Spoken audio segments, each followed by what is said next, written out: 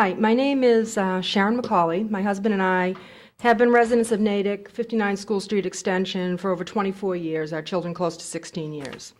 I want to thank Mr. Ostroff and the Natick Board of Selectmen for giving me the time to speak this evening. We recently had some construction at 61 School Street Extension next door to us that prompted my husband and myself, as well as some of our neighbors, to request me to address the board regarding future demolition and new construction projects in Natick, particularly in neighborhoods like ours that are where the homes are closely set together. I want to make it clear that my neighbors and my husband and I are not anti-construction. In fact, after examining the design and layout plan for the duplexes that were planned, we felt the setbacks were adequate, and so we felt there was no reason to attend the Zoning Board of Appeals meeting at that time. And in addition, we greatly respect private property rights, and we wouldn't want others to interfere with building on our own property, so we felt there was no need to attend. But it became clear as the demolition occurred and the construction continued, that there were issues that are not being addressed by existing Natick bylaws and building regulations, and such that the rights of longstanding property owners in the town are not being upheld. So we didn't want to see this happen, what's happened in our neighborhood, to happen in the future to other neighborhoods. So we have put together, and I talked to Mr. Ostroff about this, we put together a list of recommendations that we feel that the town needs to address. We do have some unresolved private property issues in terms of property lines that have existed since 1968 being changed by the surveyor of the contractor or the builder who's doing the building. So where we thought property lines have now been changed. And so we have 12 recommendations. I just wanted to go over 4 in brief that were the main ones that were really of concern. When public meetings are scheduled, it would really be good if the Natick Zoning Board of Appeals regarding new construction had the contractor or the builder or whatever, whomever, do an independent full instrument survey. And I don't think, from what I'm seeing on the web, that is required. I think they're just allowed to do a plot plan. And so it would also be good if before the Zoning Appeals Board met, that when contractors are building, to have the placement of the markers along the property so that abutters could see what's going on in terms of, because basically if we think, gee, the setbacks are fine, and we don't know that they're grabbing 7 inches of our property that happens to hit an appurtenant easement of our driveway, as happened in our case, why would we attend the meeting? We make the assumption that the property lines are going to remain relatively the same. And then we were surprised by another thing that happened, that unlike when the fire department, and granted these are safety issues, when the fire department comes to make sure that the smoke detectors are in, or when the electric inspector comes from the town, that's an independent process that goes on. But we were really shocked to find out that not only in Natick, but Massachusetts statewide, that in the setbacks for property, let's say there's an 18-foot setback, that whoever is doing the building is allowed to hire their own person to certify those setbacks. And that, to me, is a conflict of interest. And it really hurts the person whose property is abutting it, because we have no recourse within the town to say, well, gee, can we wait till we get a survey and have them work it out? So, everything's already been laid, and it could be that, in fact, the original property, someone else may come and do the survey and find that the original property markers were correct, and now we already have a foundation in, which means the setback that is being accepted by the town of Natick could be incorrect. So, and the other issue, the fourth issue, or the third issue, was the demolition process. Starting on Good Friday, we had a demolition process that I just could not believe occurred over a 3-day period. If you look at the National Demolition Association, there are apparently quite affordable 3 or 4 ways that demolitions particularly of foundations, can be done in a more expeditious, low cost, low potential for damage to other homes methods.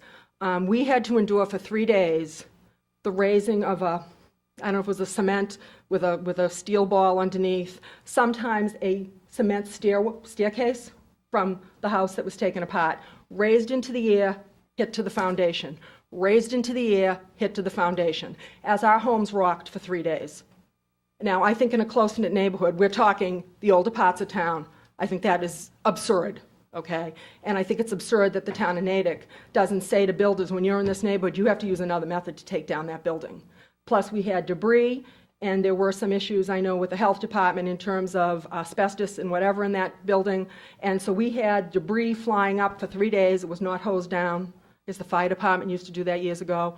People didn't want them doing it. I don't think the fire department's got any business doing it. But when you took that away from the fire department doing it, perhaps that should have been built into the building regulations, that they should have a water truck on site when they're demolishing. And the final point is that the town really needs to consider appurtenant driveway easements when you're looking at setbacks. Because what could be an 18-foot setback in reality becomes a 10 or a 12-foot setback. And not only that, but in terms of setbacks of fences, any kind of structure, a shed or a wall or whatever. Right now we have the builder's temporary work fence, which Mr. Conley of the building department asked him to move back a bit so we could have ease of easement, using our driveway. He refused to do it. So I'm worried that the town's going to say, oh yeah, sure, you can put a fence right there, and the McCaulays aren't going to be able to shovel their driveway, and we're not going to be able to get in and out of our cars. And I guess I would like, my friends wanted me to let them know when this is happening. I'll do a letter to the editor of the newspaper, because I think some of these things have to be looked at. I don't want another neighborhood, another house, another home to go through what we went through. And it's not over yet. Ms. McCauley, thank you very much for coming to address the board. We spoke on May 5th when you first wrote in. I apologize that no one got back to you to schedule a meeting that should happen, but I'm confident that will happen with the town administrator and community development and anyone else that was involved in the situation to try to get some clarity and answers. Okay, and I did, in just one final note, and I have a packet for the board. Sure. One final note was that I did contact Senator David Linsky's office, because when I heard that this was statewide, I said, this shouldn't be. This is a clear conflict of interest. And, giving no power to the abutters whatsoever in terms of the property lines. And where the town comes in is, this isn't a private sale and somebody says, oh, I think you're 2 inches on my property. This is the town approving setbacks.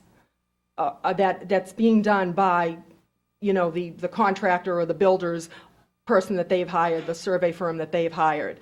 And if everybody's doing this, just because everybody's doing it around the state, as one surveyor said to me, I said, that doesn't mean there isn't a conflict of interest, and that it shouldn't be done that way. So maybe this needs to be handled legislatively. Certainly Natick can handle it. You have to abide by state laws, and then you can do, you can put things in place. But I think it's something that really needs to be looked at. And I can't imagine that we're the only neighborhood, or we're the only home that this has happened to recently. Gotcha. Have you had the opportunity to meet with town staff on any of these issues before? No, and Never? I've been writing to staff without responses since March 24th. Very well. Except for you responding. Okay. Okay? Except the building department has responded. I should make that clear. They have. Okay. Mr. Conley has been very responsive. Well, Okay. that's the main thing that we want to make sure of, Right. because this But is his within hands are essentially tied, sir. That's the point. Yep. All right. Okay. Thank you very much. Would anyone else like to address the board? 1 second, please. Who has not yet spoken? Something brief, Ms. Brown, and you'll need to use the microphone so that you can be heard. Suggestion, because that is all about Natick's water supply. I thought if you had it in your archives, and I would give another one to the water department so that they would keep it, so that it would be part of their history. Is that something that would be possible? Well, the town maintains, we'll. And I will give one to the reference library. You're very kind. Okay. Thank you. Any other citizens' concerns items? Then we'll move on to interview for nomination to the Leonard Morse Grants Panel. When the hospital was sold to a private interest in the 1990s, a foundation was established that's now known as the Metro West Community Health Foundation. And there is a grants panel to oversee funding for projects from that foundation to Natick. The board nominates individuals to serve on that panel, and then the foundation actually approves them. So we have 3 applicants for appointment, well, 2 for reappointment and another candidate. Maureen Nguyen?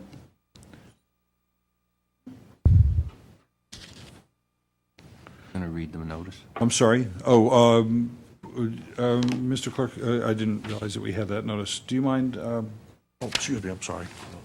Just 1 second.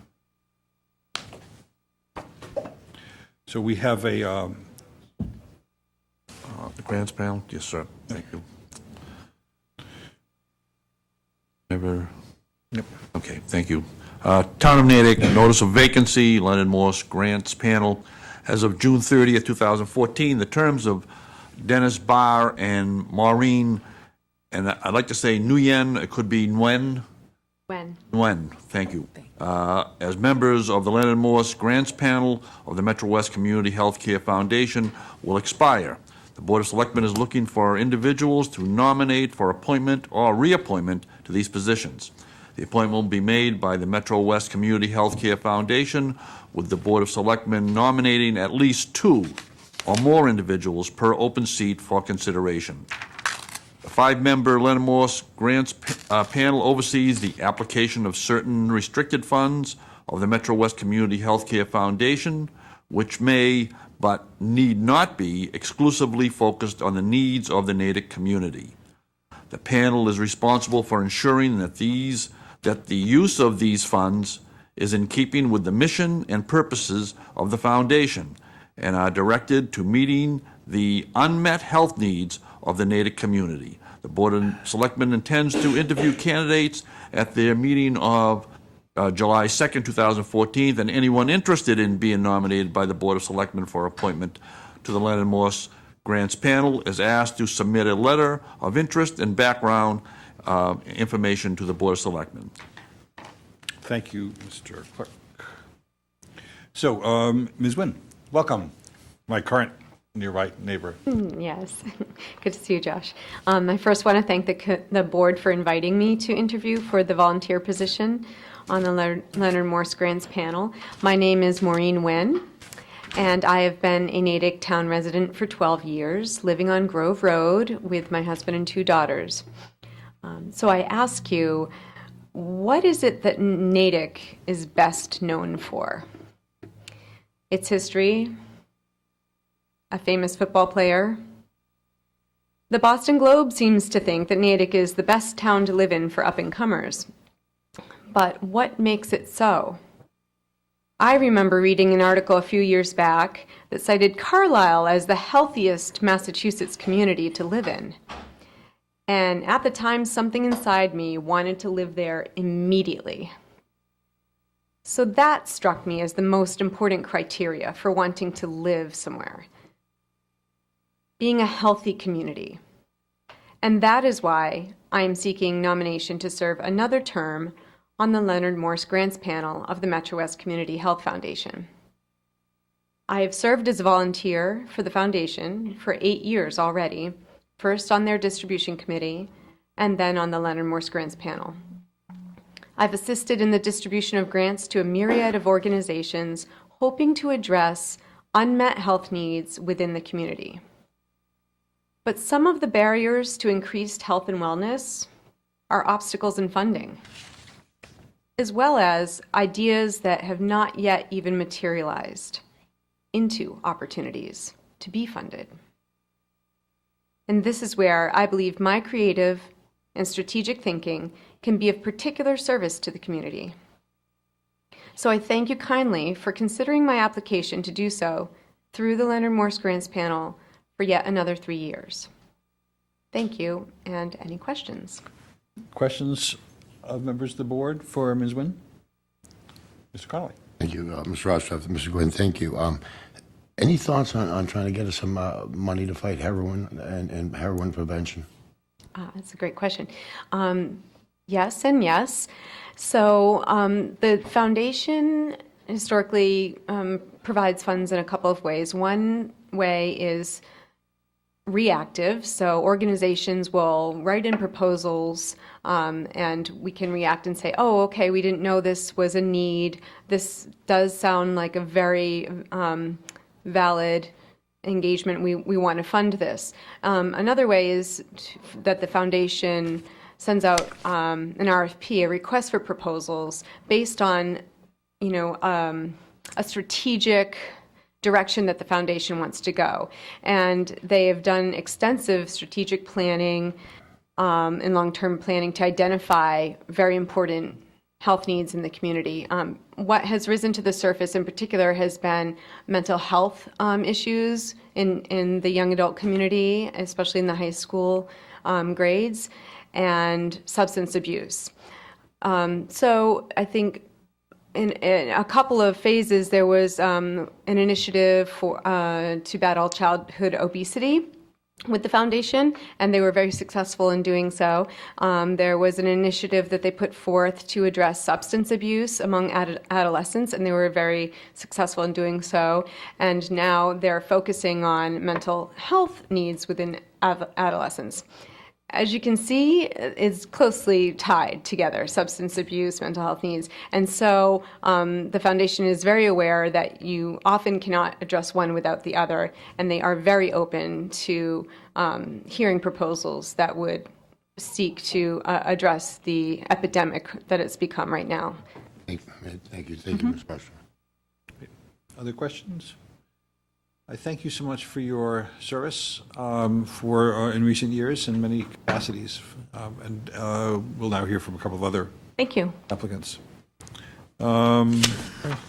Next on the agenda, Laura Senior.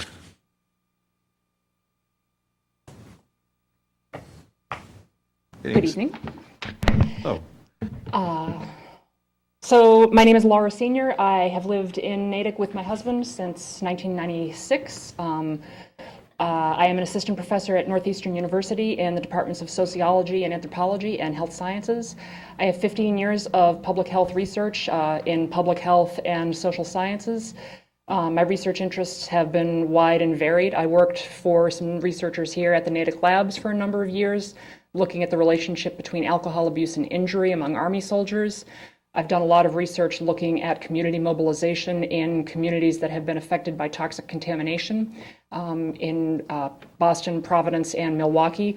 That research led to passage of 2 pieces of legislation in the state of Rhode Island, one that allowed homeowners on contaminated property to get home equity loans while they're waiting for cleanup, and another that banned the construction of schools on contaminated land, which has been a big problem in Rhode Island.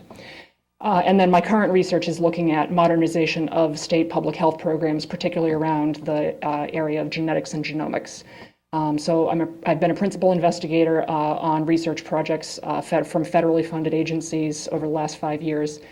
Previously, I served on the Natick, the Leonard Morse Grants panel from 2008 to 2009, and it was far and away the most exciting and most inspiring community service project that I've been involved with in town. And I would be very, very happy to join that kind of initiative again.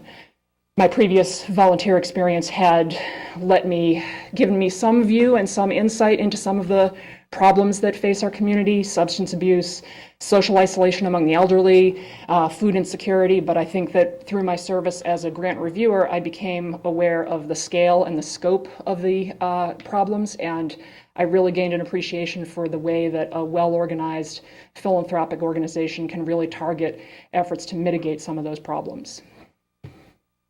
questions from board members? If I may, Ms. Ross, a similar question that I gave to the last candidate regarding heroin and thoughts about the grants panel. It's something you and I discussed a while back downtown. Yeah, and I know that it's an issue that you're particularly concerned about. One of the things that I have been particularly impressed with that the foundation has championed is that because of the way it's structured, it can target fundraising not only to a particular community or to a particular constituency within a community, but that they're also really well positioned to take a regional focus.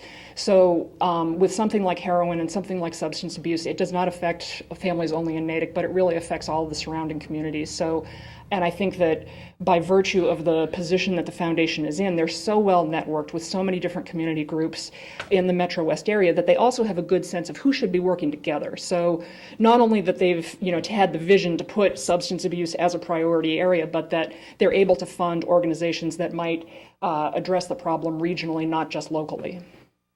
Thank you. Thank you. Normally, when we have applications for this position, I ask what experience they have in awarding grants. All three have that experience, so that's why I'm not asking that particular question. So, Actually, I will say that that's the best part of being on this grants panel, is giving money away instead of just begging for it all the time. that's right. Mr. Barr.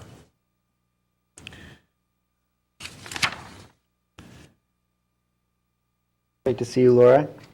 Welcome back. I had the great opportunity of working with Laura on the grants panel. I'm completing my 6th year. My name is Dennis Barr, and I expected the interview to involve questions, but I will tell you about my credentials and what I've taken from this work so far. I have a doctorate in education in human development and psychology. I balance my research between looking at programs and evaluating programs that have both a promotion goal of promoting knowledge, skills, and so on, as well as prevention goals, particularly risk-taking behavior in youth.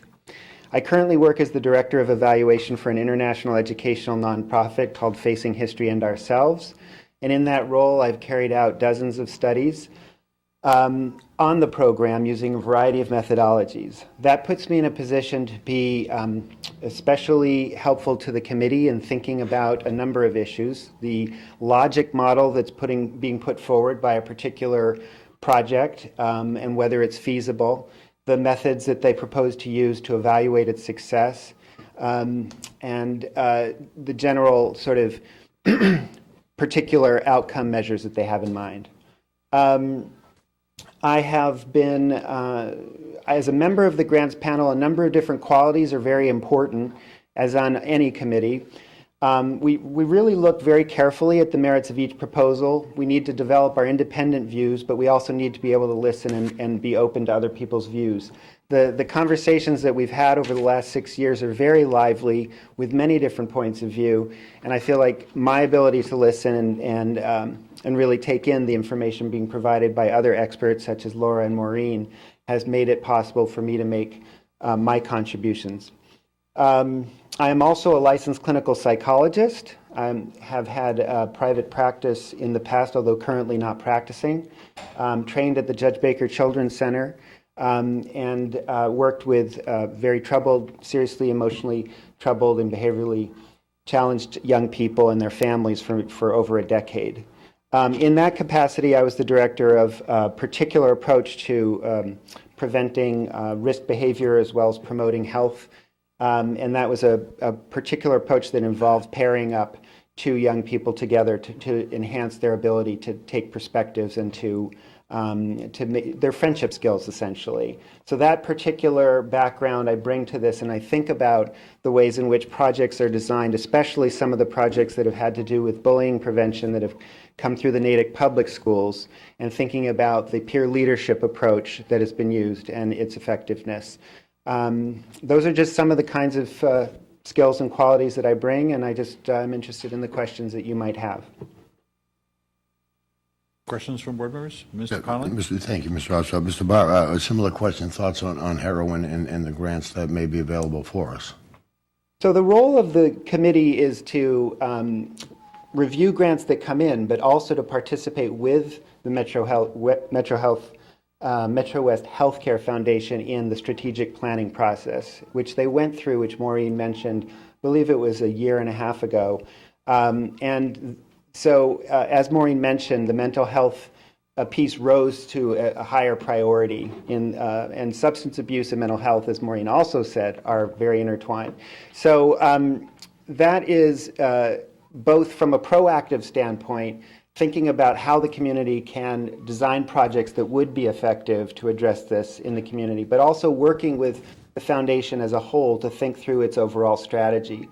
Martin Cohen, who is the president of the foundation, is extremely forward-thinking, and the foundation itself has done so much in the way of assessment, needs assessment of the whole entire Metro West community, and this has come up as a really important issue. So I would work both in a proactive way with the foundation and with my fellow board members, but also when we think about the projects that are submitted, we would be keeping in mind the very serious issue that needs to be addressed and prioritizing that particular issue.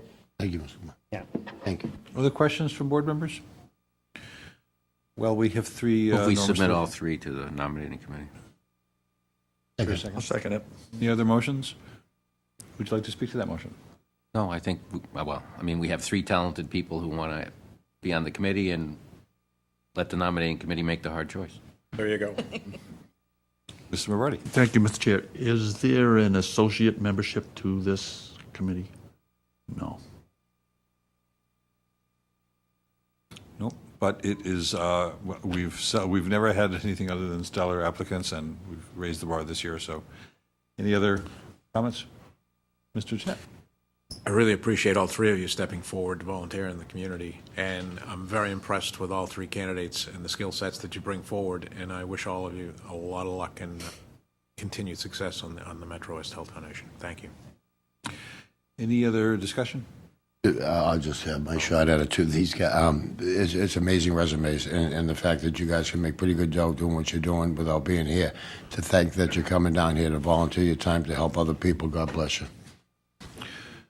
So if there's no other discussions, all those in favor of submitting the three names to the foundation, please say aye. Aye. Any opposed? Thank you. Good luck with your next round of interviews. Study hard.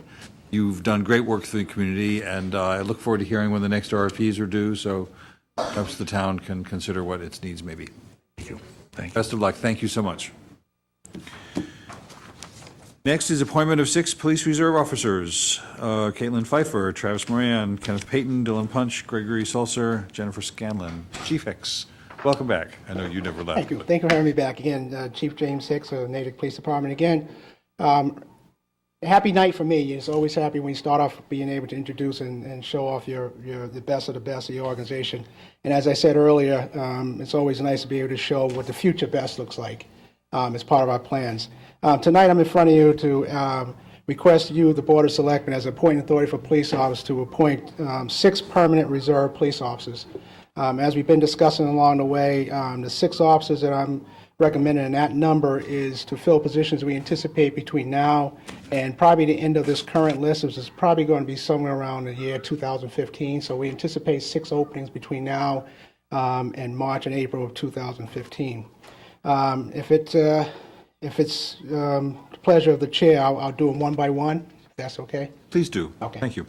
The first one we recommend, and I would just like to preface this by saying each one of these candidates went through a thorough process, including not only taking the written exam, but had to go through a background check, a thorough background check, including interview panel with a panel that I had set up, and finally sitting in front of me one by one. I don't know which one was scarier, but we'll see later on. And I would ask, there's still a couple steps left in the process in order to be certified by civil service, so I would ask that any motion include a contingency upon satisfactory completion of medical examination, psychological examination, physical abilities tests, and any other requirements necessary for successful certification of the Commonwealth of Massachusetts Human Resource Division. First, I'd like to introduce Caitlin Pfeiffer. Ms. Pfeiffer is a lifelong Natick resident, graduated from Natick High School in 2005. While at Natick High School, she was a prominent member of the girls' hockey team. I'm going to have you stand out front so the cameras can get you. And was selected captain her senior year. After graduating high school, she attended and graduated from Nichols College in 2009 with a degree in business administration. She is currently employed by the Boxborough Police Department as a dispatcher since 2010. The staff there describe her as a great employee who often arrives early for shifts. She has always no complaints filed. Started his own landscape business, which he continues to run, as well as attending UMass Boston full-time to pursue a degree. Part of a thorough background interview was conducted on this candidate and found that he has faced some adversity growing up, but has been able to overcome and lead a pattern of life that's been exemplary since then. Those spoken to during the background check all hold him in very high regard. All members in the interview panel were struck by his maturity, Ms. Moran was able to draw upon his personal life and military career to describe the type of candidate we get as a Natick police officer. Next, I'd like to introduce Kenneth Payton.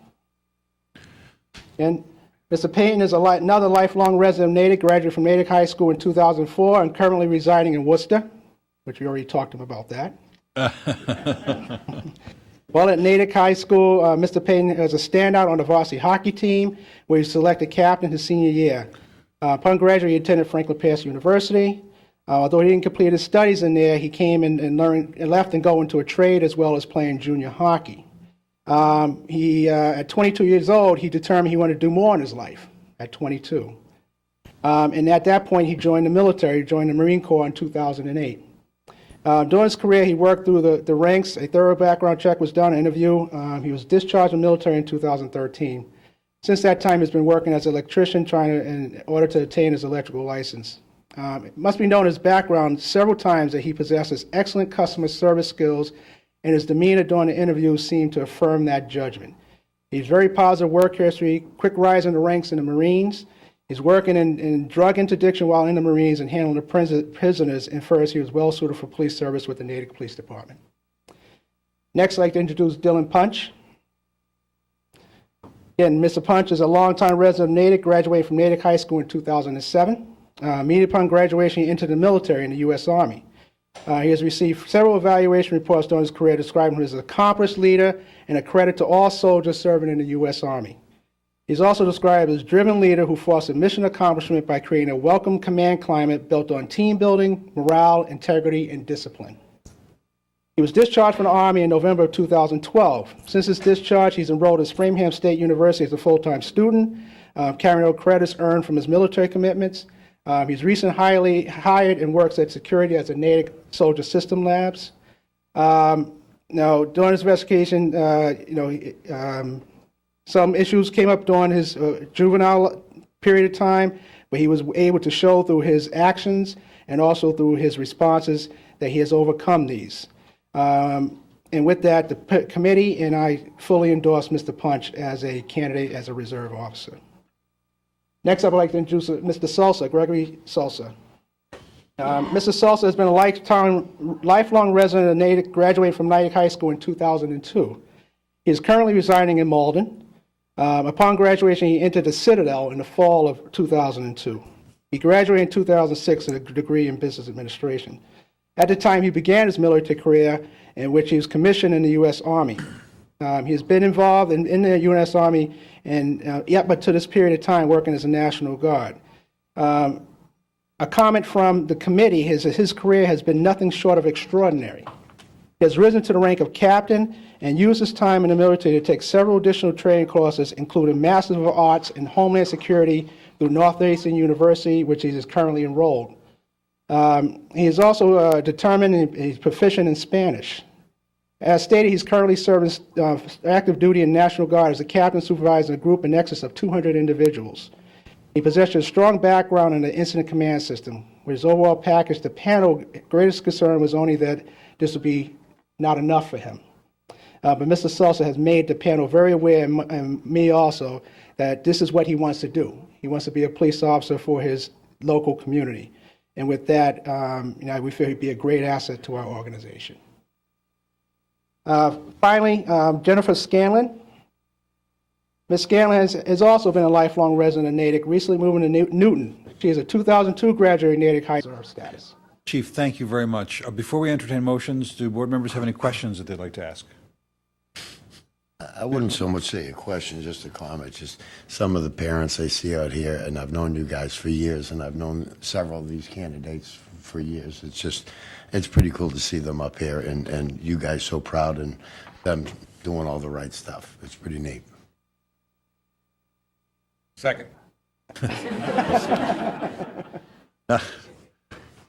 Not to get all, processy, but could you please describe the process after the board appoints reserve officers? How, for the benefit of the public, how do they fit into the department? When will they be appointed permanent? The current process is we have permanent reserves, but they do not actually work any particular shift, so they aren't working for us.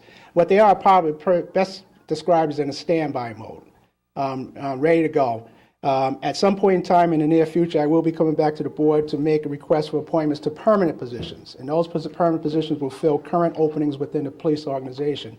Those not chosen at that time will remain on a permanent list, and as openings become available, we are able to fill them quickly because we would have vetted them already through the process, already gone through the backgrounds, already gone through an interview, and we have candidates that we know are viable and we want to look at. They've already been explained this, how it's a totally advantage to me to have this process and program. But over the next year and a half, we anticipate those 6 openings, so more than likely, all 6 will be hired within the next year and a half. In what order? Yet to be decided. Great. All right. I know, but they will obviously come before the board for that. Yes. Change They of- do of have to come in status. front of the board for a permanent status as a full-time officer also. Right. I believe it was a couple, 3 years ago that you recommended the concept of reserve officers. Yes. Great. Other questions by board members? Mr. Hughes? Do I read it right that one of the candidates does not have to go to the academy? One of the candidates, that's Jennifer Scanlon, is already certified and would not have to attend an academy. Thank you. And the academy's still 6 months? Academy is still 800 hours.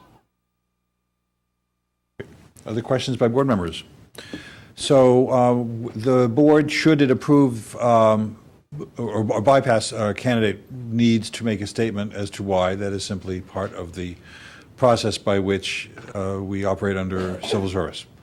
So I would ask that if a motion is made that we have that, and I believe that board members need to concur or have their own rationale. And again, I don't want to dampen what's really a proud occasion for the families here, but just thinking in terms of our leadership of the town, anyone that's bypassed in civil service has the right of appeal. Correct. Should the town have to engage in that appeal process, we need to say why we made the appointment decisions that we did. And it's, I believe, important to be able to have a truthful statement that we could then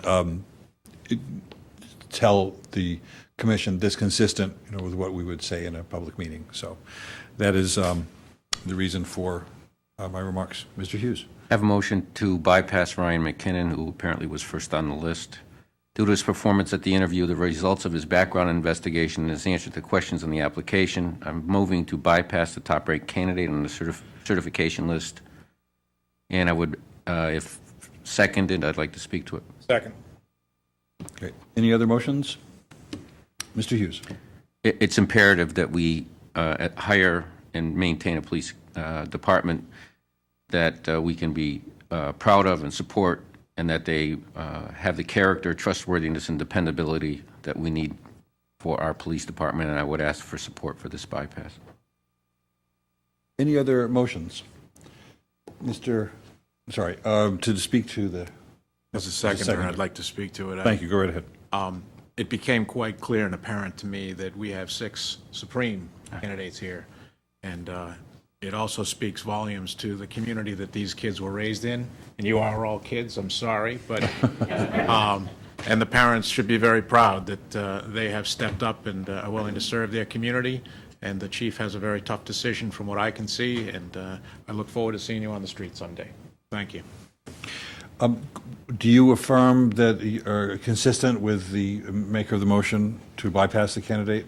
Most definitely. If you'd like me to speak to it, I would be happy to. Well, I think that we are, this motion was specifically for bypass, and then I think we'll have a separate Second motion to appoint these My things. apologies. No, And that's fine. I would make it very clear that with the 6 candidates that came before us here for approval, the 7th candidate had some questionable situations, and the statement, I think, says it all. Thanks. My apologies. No, that's fine.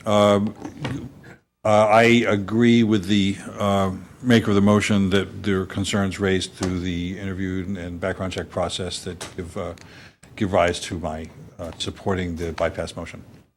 Any other board members? All those in favor of the motion, please say aye. Aye. Aye. Any opposed?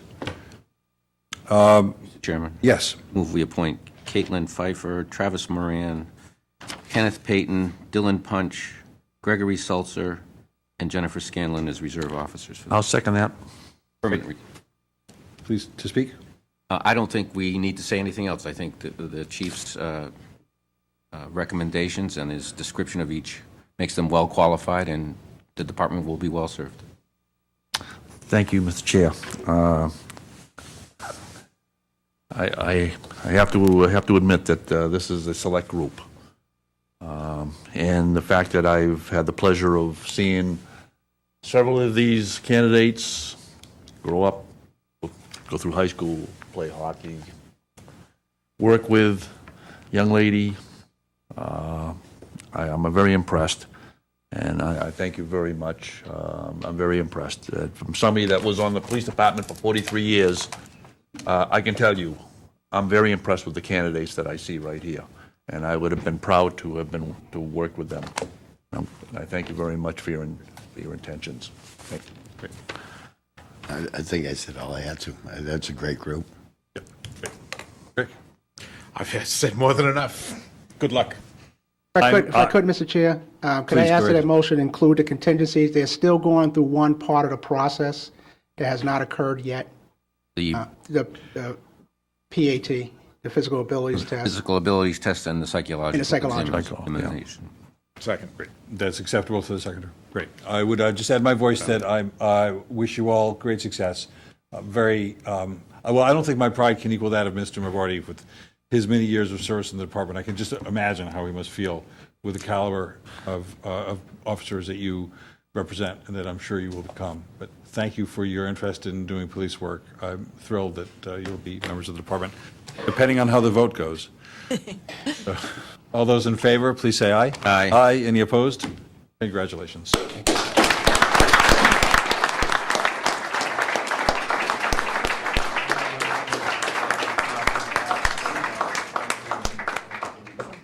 Stay safe. Doing this 3 different ways. Congratulations. Thank you. Thank you. Stay safe, all of you guys. Not exactly what I said. Yes, it is. We'll be close enough. Close enough. Congratulations. Congratulations. Welcome. That's how it works. Congratulations. Congratulations. Congratulations. That's a great group. Congratulations. Congratulations. Clean out.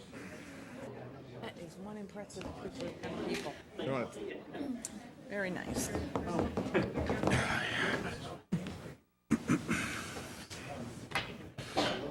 What's that? I know. This Really? has been a night of great news. Hey.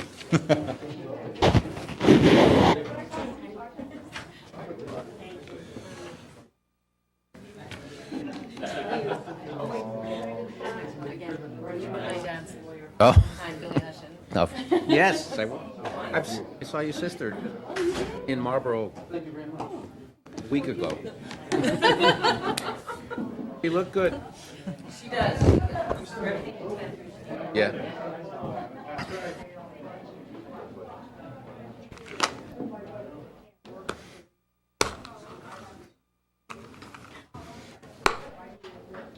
Sorry. All right, I think we're about done making people happy. And thank you. I'm not. Thank you all very much. That was a proud moment. I don't know whether we've ever appointed so many officers or reserve officers at once. Obviously, if it was appointment to a permanent position, we wouldn't have 6 at once, but knowing the vacancies we have or anticipate. But they weren't all from there. High school. But that was a, No. that's a very impressive, Rick. He's a key someday, man. Next on our agenda is an appointment with the board from owners of Natick Cab Company with the request. Connors. I'm here with Dave Stone, owner of the Natick Cab Company. And since acquiring the cab company 6 years ago, we've proudly served the residents of Natick. We worked hard to build a reputation in this town. And at this point, we would like to increase the beginning fare on the meter. Basically, the first mile is $4.50. We'd like to raise it to $5.50. And then everything else after that stay the same, which is $3 a mile. Over the last 6 years, there hasn't been a single increase. It's my understanding that this proposal would whatever rates are adopted would apply to all Natick taxi companies. JFK was notified of this. The other license holder is not here. I have been asked by Lieutenant Luzon with the police department to suggest to the board that we take a couple of months and they could do a comprehensive study of Natick and surrounding communities and come back with a recommendation and a public hearing, which would need to happen at our first meeting in September. I just mentioned that so you know it, so board members know it, and I don't have an opinion. I'm inclined to respect his advice. It's in place, but that is waived for seniors. So in order Correct. to maintain your business, you feel it's necessary to raise the fares to keep up with Right. expenses. It's the initial fare. Right. So, to go from one corner with Lieutenant Lozon to stay within the rules and regulations set by the town, and he's been advising us on this. Yes. Has he mentioned the idea of taking a little time to do a study of rates? We've already done that and submitted it to him, Yeah, he asked us to do that. Right.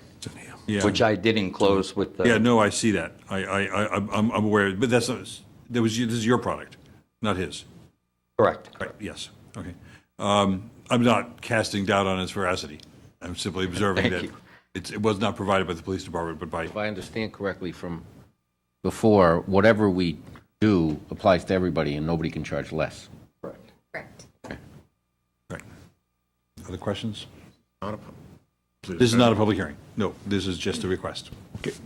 In fact, it's not a public hearing, so I do have some comments, but not necessarily questions. But I know that what Natick Cab has done in the improvements, but not just their service, but the vehicles that they use, and the quality and the cleanliness and everything. Lieutenant Lozon has always inspected them, and he's had absolutely no problem. I think $1 is considering what it cost just to, as everybody knows, just to operate a vehicle. I don't think is asking too much, but that's my personal opinion, and that's not necessarily a question. Part of it too is for us to try and take care of the employees and get ones that, are more worthy of taking care of our citizens in Natick. Right. Understood. We Other do board believe members? in putting everything back into the company, and that's how we've been building a reputation in town. Yes. Thank you. Mr. Connolly? A couple of things. In disclosure, I have a business relationship with Mr. Stone, but I don't think it'll impair my decision to speak on it. But speaking of your employees, and I shared this with Mr. Connors, that you got one young man there that's just a crackerjack. He's very polite, very conscientious, and others as well, but one is you and I discussed. Thank you. Thank you. Move to schedule a public hearing. Sorry, Mr. Jeanette? Excuse me, lost my voice. Mr. Hughes just took the words right out of my mouth. For when? I Next mean, meeting. I don't think we need 3 months. I would say 4 weeks. That's enough time to, Why don't we, what's our second meeting in July? Oh, that long? Okay, so why don't we aim for the 14th? And then whatever work we need to do in the meantime, we can accomplish that. I think that's reasonable. So would that be acceptable to the maker of the motion? Yes. Okay with the seconder? Whoever that was? Yes. I do have one question. Sure. My understanding is from you folks that Mr. Luzon, Lieutenant Luzon, requested the chart that you have here and it was presented to him? Yes. Thank you. Yeah, we'll work with him in any way. No, I just wanted to make sure it wasn't clear, and I wanted to clarify that it was requested. That's- Yeah, we had discussed with him about wanting a fare increase, and he said, go do some research. This is the way you need to do it. That's fine. That's great. Thank you. Yep. July 14th. Yes. Any other discussion by the board? All those in favor, please say aye. Aye. Aye. Any opposed? Thank you so much for bringing this forward. We will certainly notify the public, and that if JFK wishes to attend, Thank you very much. we welcome their participation. And we will work with Lieutenant Lozon to let him know that September is going to be observed on July 14th. Thank you. Okay. Procurement Officer, Mr. Roach. Good evening. I'm Peter Roach, the Procurement Officer, and I'm here to ask your permission to award 2 contracts. The first is for the Fire Chief's Assessment Center, and Town Administrator is on that committee. I'll probably defer comments and questions to her. The second one is for the Kansas Street Roadway Improvements Contract, and the Community Development Director, Patrick Rafferty's here, so specifics I'll probably defer to him. Great. On the Fire Chief Assessment, there were 4 proposals received. 2 were selected for interviews, and the committee recommended that the board award the contract to Municipal Resources Incorporated of Meredith, New Hampshire, for a base price of $14,275. They were very impressed with the scope of services and the willingness of this company to work with the committee, and that was their recommendation after an extensive evaluation of all 4 proposals. I don't know if the town administrator wants to make any comments, or... Really, that explains it pretty well. It was actually quite a straightforward process. As Mr. Roach indicated, there were 2 firms that we felt really warranted, were competitive in terms of their scope of service and understanding of what we were looking for, and as well as their experience in conducting fire chief assessment centers and assisting with selection processes. These 2 firms really rose to the top, and upon the interview, it was unanimous to recommend Municipal Resources. I should mention that I heard from Carol Gloff late last week, who had to travel out of state for family emergency business. She would otherwise have been here tonight. And the vice chair and clerk of the committee had previous plans to be here, but Ms. White is on that committee, so thank you for speaking to that. Questions from members of the board? Mr. Jeanette. Was the pricing for the second place finisher competitive or close or distance? It was the second place. The other firm we interviewed was very close. I believe slightly more. Is that right, Mr. Roach? MRI was $14,275. MMA was 13.9, so they were almost right on top of each other. A little bit less than the one we selected. And there's no obligation to take the lower bidder in this Correct. case, is that correct? Okay, I'm sorry. Mr. Jeanette, was there anything else? It just, there were options available on that as well. I'm just curious if the line items were competitive. You had each candidate evaluation and... The additional candidate cost was $1,150 from MRI and $600 from MMA. The background checks from MRI was $1,100, and from MMA it was $850. And the cost to attend the Board of Selectmen meeting was MRI was $575, and the MMA was $450. So the option course prices were a little higher from the chosen candidate. Not dramatically, but a little bit higher. I understand. So with that knowledge, to you, Ms. White, as a member of the board, or committee, excuse me, what is the logic? I'm just curious. I'm trying to reinforce the logic for the higher price selection. The MRI, we felt understood the committee's intent and scope of services better. Their pricing was clearly geared around assisting the committee with the selection process from the beginning to the end, whereas the MMA's interview revealed that they felt that they were only supposed to assist us with the assessment center. So there was some allusion, a reference to that perhaps they'd have to rethink their pricing, but mostly we just felt that MRI took the time to better understand what we were looking for and what was specifically requested in the RFP. Unanimous vote by the... Yes, it was. Thank you. Appreciate the explanation. Other questions from members of the board? Mr. Hughes? Yeah, I'm just a little concerned. If the goal of the committee pursuant to the bylaws says they're supposed to present us with 3 to 5 qualified candidates after the assessment center, I'm a little, my question is, then it looks like that's all they're going to give the assessment center to, unless we're going to spend $1,150 for each additional one over 5. I mean, I'm sorry. Maybe. That is how we wrote Yes. the RFP, was to provide a base bid for 5 candidates going to the assessment center. I mean, do we have, how many applicants did we get for the police? 4. How many? I'm sorry. How many applicants did we get for the police chief's jobs that we got down to the final 4? I don't... Like 12. Oh, Oh, no. Oh, the initial one is yeah, the ones. probably Over 30, yeah, 30 plus. So, well, And then- how many went to the assessment center? I think 10? 10 or 12, yeah. 12. Was it 12? Through the assessment center? Yes. Yeah, it was a good number. It was a lot of And it was good. dwindled down to 7. Budget is, for this is what, 30?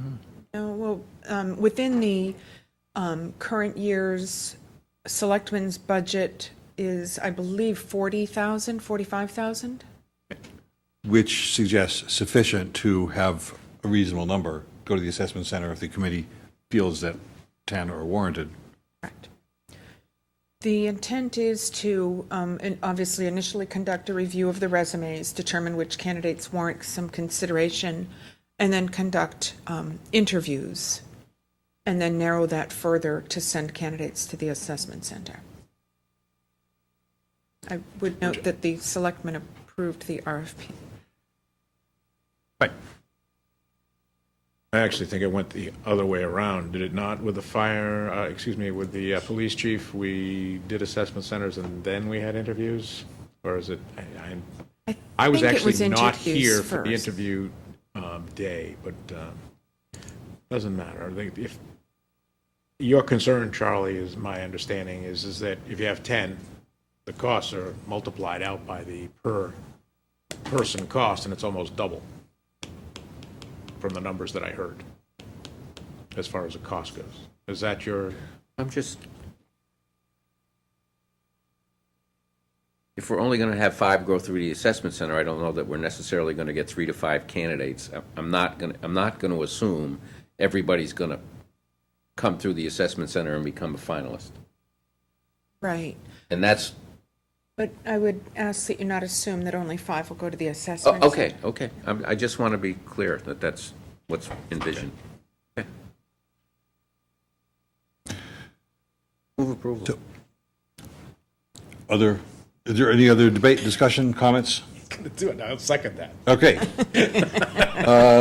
In discussion of your motion. No, I mean, Okay, to I the want to get second. this done. Just for clarity. Sure. Ken, Mr. Yes. Chairman. So it's $1,150 for each candidate over what? Over 5. in excess of 5? That is correct. Okay. Approval. Right, seconded. Any other motions or discussion? All those in favor, please say aye. Aye. Aye. Any opposed? Aye. 4-1. Thank you very much. Appreciate it. Okay. The second contract is for the Kansas Street roadway improvement leading into the Army base. We advertised, we received 2 bids, and we recommend that you award the contract to the low bid, Alessandro Corporation of Avon, Mass. for $2,108,000. The consulting firm we're dealing with, Bader Engineering, has done some extensive checking on them, is familiar with their work, and checked their references, and is convinced that they're quite capable of performing this job well and on schedule. And we move approval on that. If you have any other questions, Mr. Rafferty's here, I'm sure. Great. Questions from board members? Mr. Connolly. What in God's name are they doing for $2 million on Kansas Street? Going to be, Can we have Dave? Mr. Reffett? yes. Well, this is actually a state-funded project that was competitively bid to completely redesign the roadway. To speak to your question, Patrick Reffett. Thank you for that segue. Good evening. I'm Patrick Reffett, Community Development Director. Some of the background behind this is that the governor really wants to see Natick Labs be as successful as it can possibly be through the defense spending cuts that we're going to see actively take place in the next few years. One of those improvements that was suggested is that we make this facility as accessible as is possible. That roadway has a minimum of 16 utility cuts across it. It's been deteriorating for quite some time. So there'll be a full-depth reconstruction. The intersection with North Main Street will be significantly improved. The signal will be completely replaced. A new set of signals will be installed there. ADM improvements that were never there before. There'll be a 10-foot wide multi-use walkway that will go along the southerly side of Kansas Street that's never been there before either. Reconstruction of a new sidewalk where an existing was in the north side of Kansas Street. So it's a fairly significant piece of work. They also happen to have an asbestos-lined water main that connects to the main water service that goes all the way to the labs that will be reconstructed as part of this. Also, some drainage improvements that have been long overdue. So collectively, we feel like we got a really good price. We cost estimated this work to be $2.5 million, which was what the grant award was originally. Getting this price at 2.1, we feel like is a really favorable bid on some important work for the community. Thank you for the thorough answer, Mr. Revick. And so this was a grant from the state? Correct. So no taxpayer, direct taxpayer expenses from us? Correct me if I'm wrong. My understanding was that the award was approximately $2.5 million, and the town committed $300,000, up to $300,000 from Chapter 90 funds if necessary. Now it seems like we won't need to apply our Chapter 90 funds, but perhaps Mr. Everett can shed light on that. The project originally was intended to include some significant utilities undergrounding. We found out that to do that work, it was almost as expensive to do as the roadway work, things that we hire engineers to do. Excellent. Thank you. You're welcome.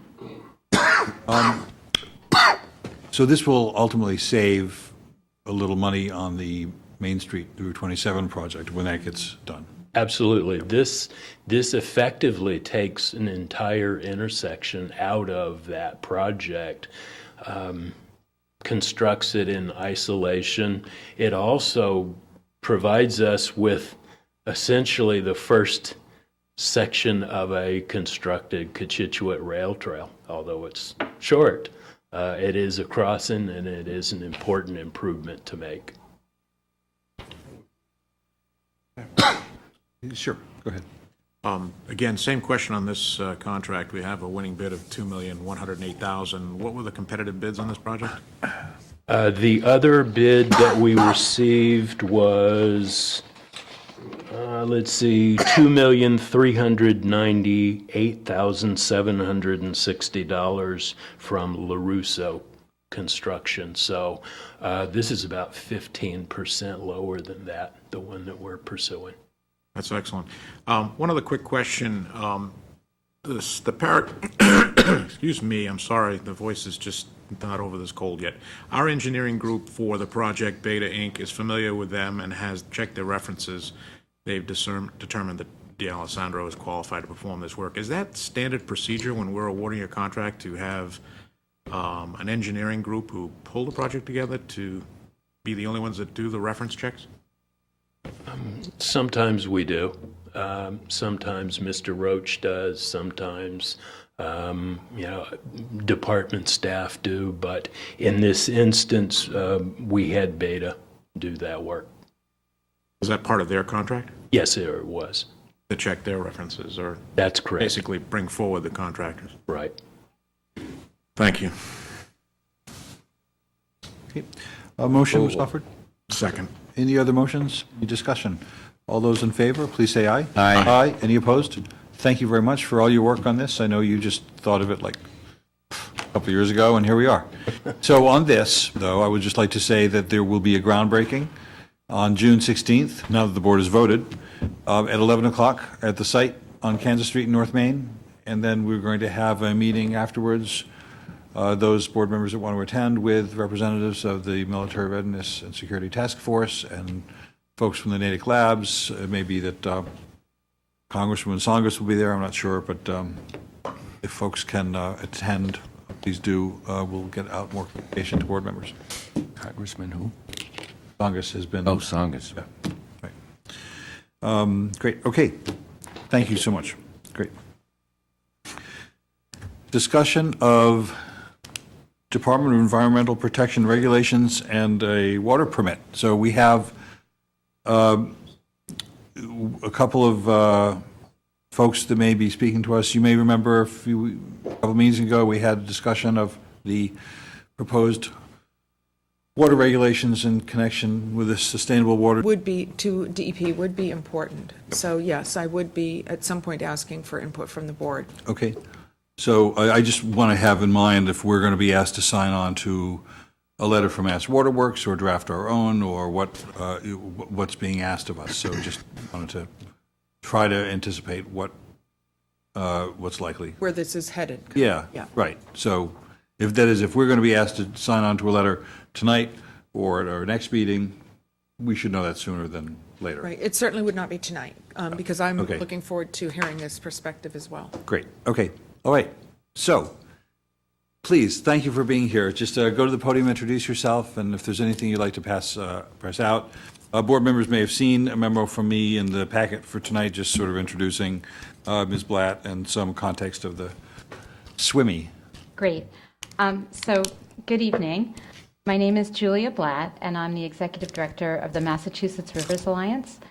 We're a statewide river protection organization with 52 organizations that belong to us, which is why we're an alliance. So we actually are, at least insofar as SWIMI goes, we're really the counterpart to the Mass Water Works Association, and we've been kind of the other stakeholder at the table for the last 4.5 years, representing the environmental interests. So thank you so much for asking me to come so that you could hear another perspective. I wish other towns did that. I'm very glad you did that.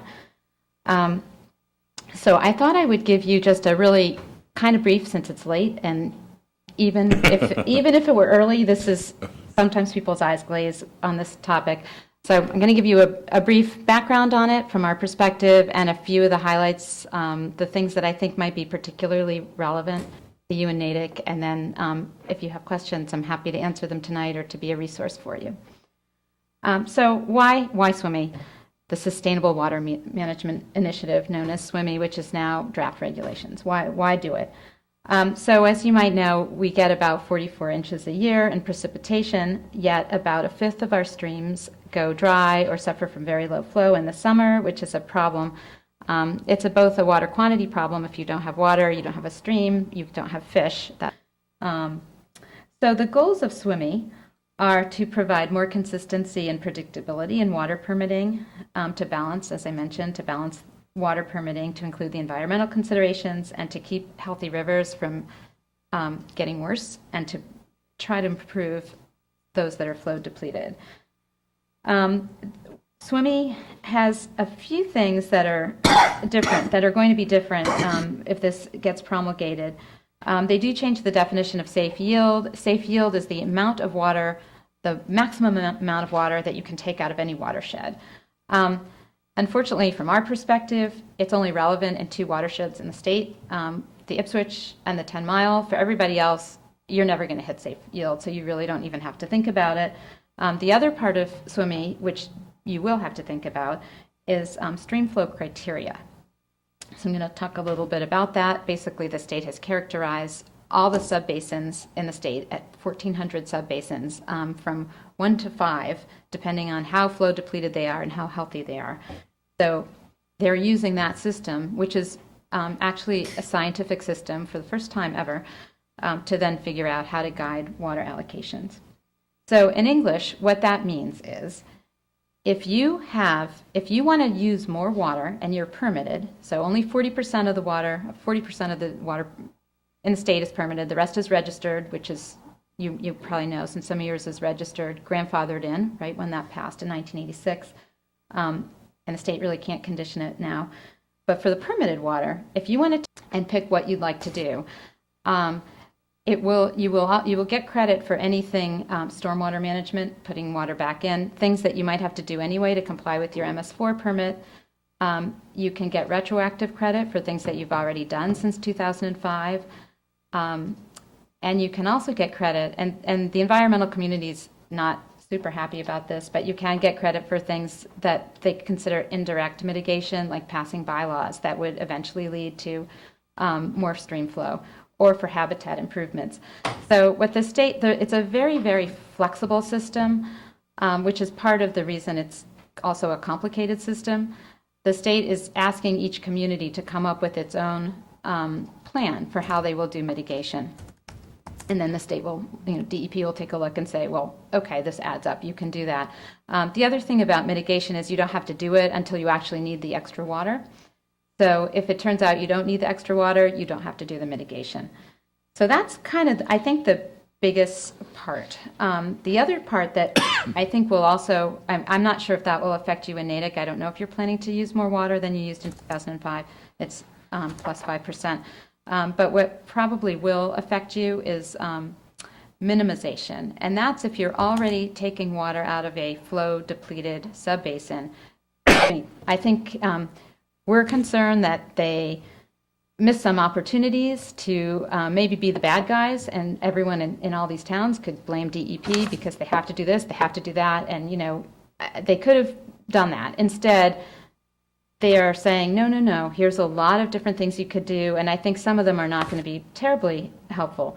However, I do think this will drive conservation, which is a very good thing. I think for most people it won't be that expensive, especially when you look at what people are going to have to be spending in the next few years for water infrastructure around the state. This is really tiny in comparison with that. One other thing I think is good is, at least with some of the SWIMI grants that I've seen so far, some of my members, watershed groups, have for the first time been really working really closely with municipalities and their consultants to try and figure out what they can do best, that's best for the town and best for their streams. And it's been really great to see those partnerships and to see the town say, oh, okay, we didn't understand that we could help the streams in this way, and to see the watershed people say, oh, okay, we want to help you, do what's cheapest and easiest, and we'll help you with getting the word out to the communities as well. So it's actually been, in some ways, a really great thing for those kinds of partnerships. So I guess I just want to say, if you have more questions about any questions about it, I'm happy to try to answer. I'm not the state. I can't exactly predict what they're going to do, how they're going to implement this new policy that's being proposed. But I do want to urge you to don't take anything I say for granted or anything Jen Peterson says. Look for yourself. It's not hard to download from the DEP website. The regs are kind of long and dry, but there's a guidance document that you can go through that it's pretty clear, it's not as long, and you can look at it, and you have it. There it is. And I think it will help you, sort of go through, how's this going to affect us? How's this?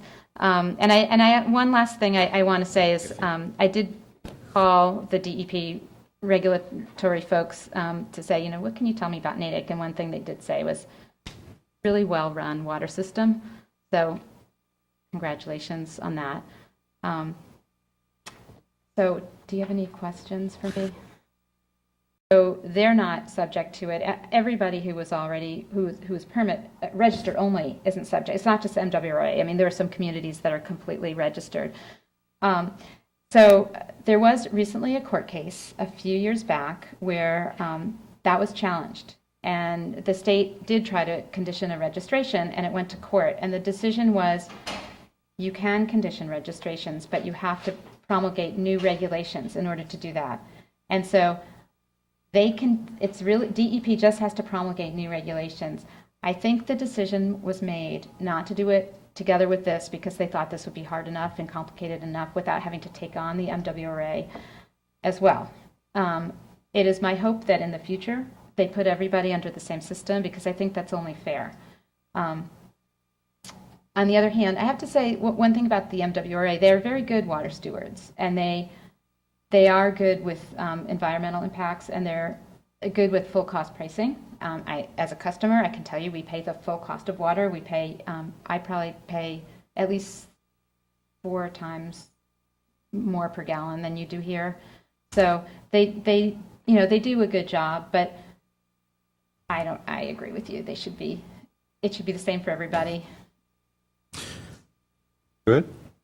When you say to me that the cost is 4 times, I questioned as to whether they're doing a good job. Just as a logical explanation, you're saying to me that their expense is 4 times as much to deliver a water product than we do here in this community. And I then would say, are there not better controls that should be put in place on an MWRA to keep their costs down? So we won't go into that tonight, and I don't want to even go there. And I don't okay? even have an opinion on Yeah, that. I understand, and I don't want to go there, but that's just a comment on your cost analysis. So when one of the questions that I came up, that I had when you were speaking, when you said permitted water, and can you just clarify that term? Yeah, so that's water, as I mentioned, water that's either a new withdrawal or an increased withdrawal following the passage of the Water Management Act in 1986. So if you... Elm Bank well. Right. It's that... Well, Elm Bank water. came after that. I Right. think the water that you get out of the Charles watershed is permitted, and the It is. water that you take out of the Concord is registered. But what happens, and there's actually, this may be more detail than you want, but... Tonight, yes, but that's okay. But it's kind of quick. About 15% of the water in Massachusetts is actually registered. However, 40% is sort of functionally registered, because if a community has both permitted and registered water, they are subject to, all the water is subject to the permit conditions. So it actually expands the universe of permitted water by, because so many towns have both. Because nobody was able to say, this drop of water is permitted and this one's registered. So, people on this street are going to have lawn watering restrictions, and people on that side aren't. It wasn't practical. So if we do this little meeting between you and us, like once a week for about 2 years, we might be up to speed? Is that what you're trying to tell me? It's Yeah, It's okay. a Or we wouldn't be weakness. able to do anything else. Again, I appreciate you taking the time. Thank you. You're Other welcome. board member questions? Mr. Mabarty? Thank you, Mr. Chairman. You talked about, how can you predict using more water? Can you, I mean, you don't know if you're going to have a drought, you don't know what the weather is, how, Well, Economic development. the Department of Conservation and Recreation does a water needs forecast for every community in the state. And so they base it on 65 gallons per day per person and 10% unaccounted for water in each community. And they do the math, and then they look at your build out, they look at your zoning, they figure out, and I think they work with your planning folks here. And then they do a prediction for every town. And if you don't like the number they come up with, I think you can talk to them and try and get them to adjust it. But then you're only able to ask for up to that amount of water when you go ask for more water. So that's actually, I don't think that's new. So yes, Right. it That's is been in place something. for a while. yeah, okay. So it is something that can be predicted. I don't know that they're always completely accurate, but they do their best. Go ahead. And just want to thank how is this going to affect the ratepayers? Well, that's a big question mark, because no one can tell you. And if anyone tries to tell you that they know the answer, don't believe them. There's a whole series of things that have to happen before you know the answer to that. You have to know, do you want more water than you were using in 2005? You're going to ask for that. Are you going to use it? And then, are you going to have to mitigate? Are you going to have to mitigate, or can you do conservation so you don't need it? If you do have to mitigate, then the question is, what are you going to do to mitigate? And are you going to get credit for things you've already done? So I think that's not an easy, I think Greater demand for water that would get us above that threshold, then the proposed regulations do contemplate rate increases in order to promote conservation. I don't know if that's something that we would ever get to that point, because we've done a good job managing the water system, and I'm not aware of more demand for water in the future years. It could be different if we attracted water-intensive industries. I would be favored if Mr. Chenard would respond to that, but do you want to, do I have it right in terms of the rate? Yeah, if you don't need to get more water than you were using in 2005, you're not going to see any rate increase. I mean, statewide, certainly the trend has been less water use. Right. But like you said, I don't know if you're planning to try and attract water-intensive development to. Certainly in the east, there's a lot of kind of built-out communities that are not growing fast, and also because there is, I think partly because there's more of a conservation ethic anyway amongst residents, and also because people are using more water-efficient appliances in their homes, the trend has been down. Gotcha. Thank you. Mr. Chenard, do you mind commenting on that? Because I think this is something the board members may have general. I want to applaud Julie for coming, and I want to also say that huge growth in housing units that use a lot more water. If they said they're going to compare it to our 2014 use, I wouldn't have that much concern. We're well below the 65, and we're well below 10%. We have done a very good job here in the town of Natick, and we are very pro-conservation. I mean, yes, it's a requirement for our permit, but we watch it like a hawk. We shut off our wells on the Charles. We don't pump out of our wells when the stream flow triggers get there. I mean, we never, ever, ever cheat on that. I can't say that others do or don't. We don't. I will tell you we don't. In fact, last summer, our Elm Bank wells were off for most of the summer as a result of that. We want to treat our aquifers so that they will be there 100 years from now. If you withdraw more than you need and you waste water, they may not be there more than 100 years from now. But what concerns me is, and I will respectfully disagree with Julia, is cost. Because we've done such a great job, and because we have a high median income and a very low water rate in comparison to most of our peers out there, the formulas are going to look at us and say, you can afford a ton more. After all, look, communities are paying 4 times more than you for water. So if we have to get to mitigation, then it would, in the town of Natick's case, because of the growth we've experienced over the last 8 years, be very costly. Where are we relative to our 2005 usage? We are higher than our 2005 uses, but not as high as you might think. Higher than plus 5%? Yes, we are slightly above that number. And we have a lot of stock still coming on that hasn't used that water yet. Chrysler just opened. We've only got 2 quarters of use for that apartment. South Natick Hill, it will raise rates. I'm not gonna stand here and tell you it won't. It has to. If you look at the models, it has to. Just to maintain what we have now, it can't not raise rates. So that is a concern of mine. I absolutely support Julia. I absolutely support and listen to Jennifer Peterson. I think they both have a very strong argument. What concerns me is you need an army of lawyers and engineers to understand the regulations. I'll show you, and I'm going to include it in your packet for your next meeting. Yep. I printed the red line version of the new. Every single page is 90% red.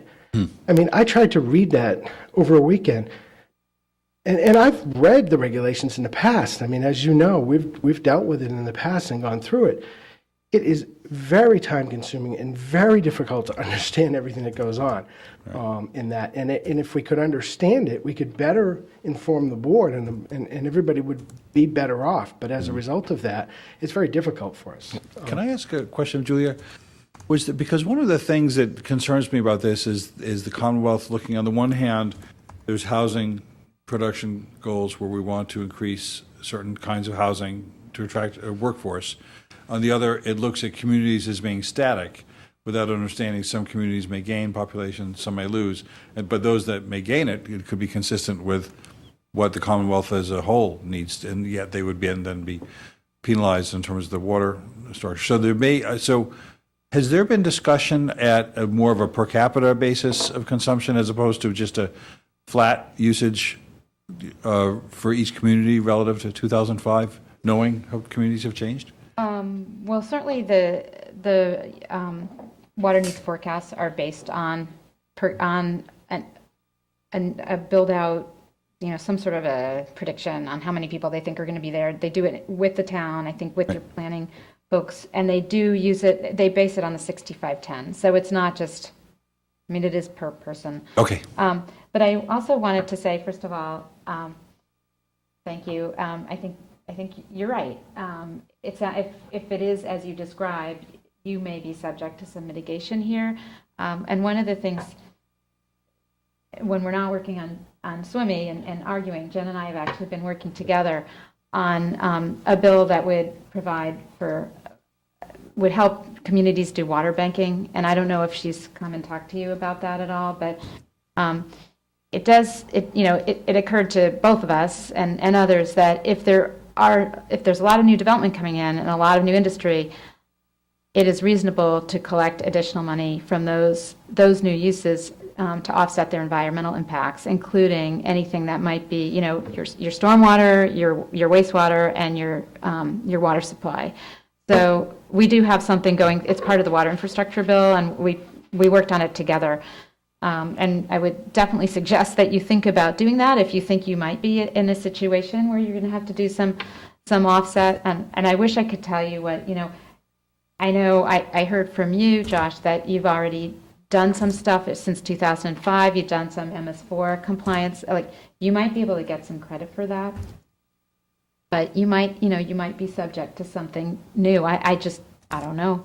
But that's a way to think about funding it, and you also might need to restructure your rates a little bit so you're not so dependent on heavy summertime water use. And yes, it's complicated.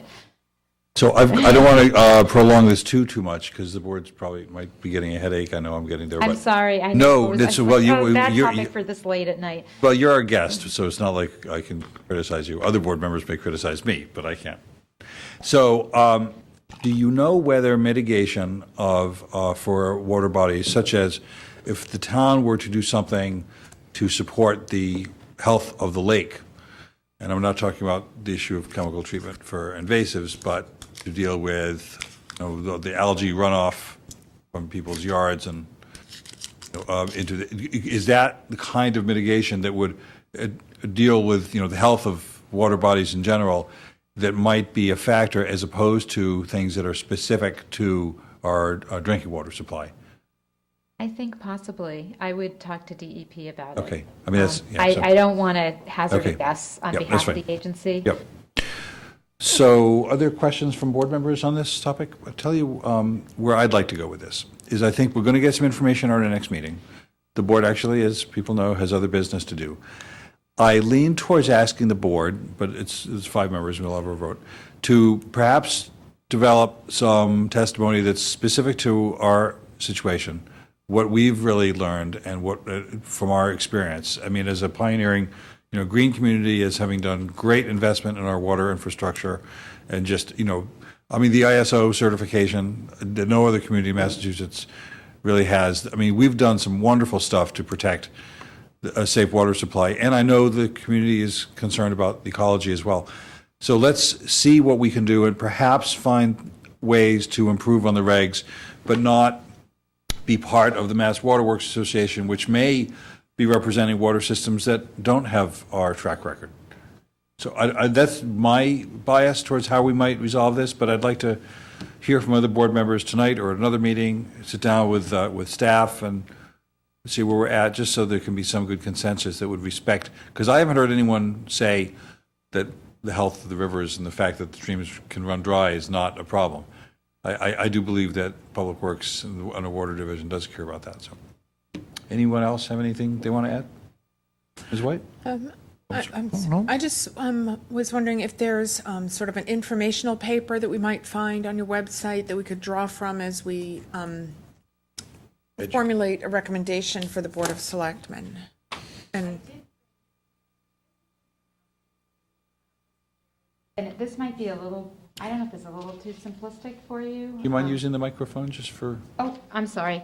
Or- I do have a little briefing sheet from Mass DEP that I brought today, so I'll give you that because I think it is.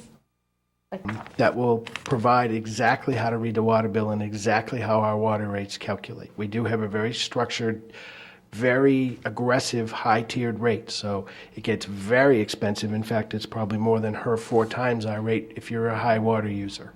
I mean, our rates for high water users are competitive with anybody in the state. It's our rates for the people who use a couple of units or less than 10 units a month, a quarter, that we are very, very low. Okay. All right, thank you very much. Thank you, Mr. Chair. Great. So, interesting discussion, in my opinion. I mean, other people may have turned on the Red Sox game, or who knows what, but thank you very much. Thank you for being here, Mr. Lett and Mr. Chenard. Thank you for your comments as well. So we will pick this up next week and be in touch if there's more information we need from your organization. Thank you for having me. Sure. Going to talk to Judy. You're allowed to do that. Great. So I got a phone call from the person who's going to be speaking under agenda item 11, and I let it go to voicemail. I would like to call him back, but while we have Mr. Goodhind here, could we go to item 12A, public shade tree policy? Then we might take a short break, and I'll call our visitor for the other agenda item and see where we're at with that. Welcome. Thank you. So my name is Arthur Goodine, the tree warden for your town of Natick. And before you, I just have a request to revise our current tree policy that the town has. I am not exactly sure who the author was of the original policy. John Elliott. I'm gonna take a guess that it was possibly Mr. George Wallace. I think so. I did create when I started the position. I did find a draft policy of this exact document, but every copy I had said draft. Please bring to the Board of Selectmen. Draft. Please bring to the Board of Selectmen. So I had no concrete evidence that it was actually official. So I did incorporate a lot of his dialogue into the revision policy. And again, like I said, it's just a draft, but I would be happy to answer any questions. It's really just an opportunity to update some of the changes that have happened to the state law, Chapter 87, as well as you know, a really solid definition of you know, what I do as far as my process for hazardous trees and that type of stuff. So it's much more of a linear, transparent document. Right. So what are the significant changes, if you could highlight? What do you? One of the most significant changes to Chapter 87 is Section 14, which is the relationship that the utility companies are required to have with the tree warden of the town. One of Mr. Wallace's sections, you know, really details quite a bit the relationship that he was seeking, but now by state law that's required. So I just kind of simplified that. One of the sections that is somewhat new is the opportunity to possibly create a tree contribution bank. So it's an opportunity to maybe even speak with the planning board as far as public shade trees removal that are not hazardous. So for a new development or something like that, if they need to, you know, have a tree removed to have access for a driveway, it's an opportunity instead of just saying, you know, let's plant X amount of trees to compensate for the trees that were lost. There's opportunities in areas where a tree may not belong there, and one of the best practices is to, you know, plant trees where they belong. That site may not have that opportunity. Well, here's an opportunity to contribute to a tree bank, perhaps have a revolving fund that can help fund tree replacement in its proper place in the future.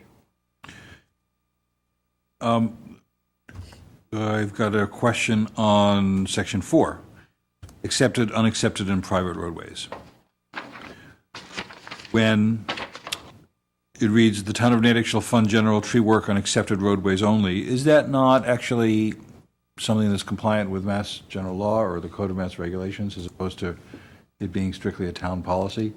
That is that our option to exclude work on unaccepted roadways? That is Town Council's opinion, that we can only do work, whether it's paving work, tree work, whatever, on unaccepted roadways if there's an imminent or significant danger to public safety. So that drives this policy, not the other way around? Correct.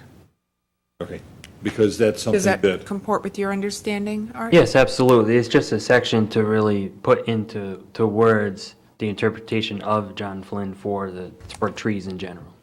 Yeah, I'm sure I'm not the only selectman who's been asked why live on unaccepted roads can't get preventive tree work done.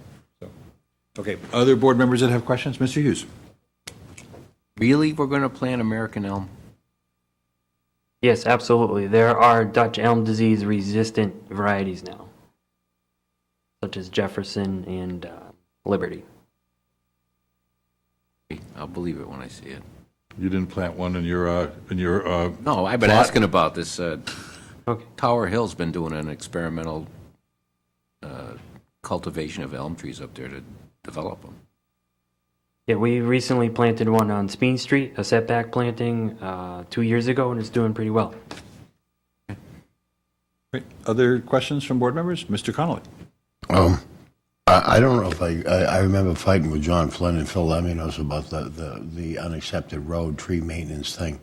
I still found it ridiculous. I still find it ridiculous now. For instance, if you had a tree in dire straits, basically what they were saying was you don't really have any legally right to touch it. Town can't. The homeowner. No, I meant like in a public way. But if it falls, you have to remove it. So my argument to John Flynn and Mr. Leminos was, well, why wait for it to fall? Why not do it proactively? And I still have that same argument, not with Phil, but now you. No, whoever happens to be around. Oh, John Flynn, I still think we should. Yeah, I'll talk to you. No. Well, could you address that concern?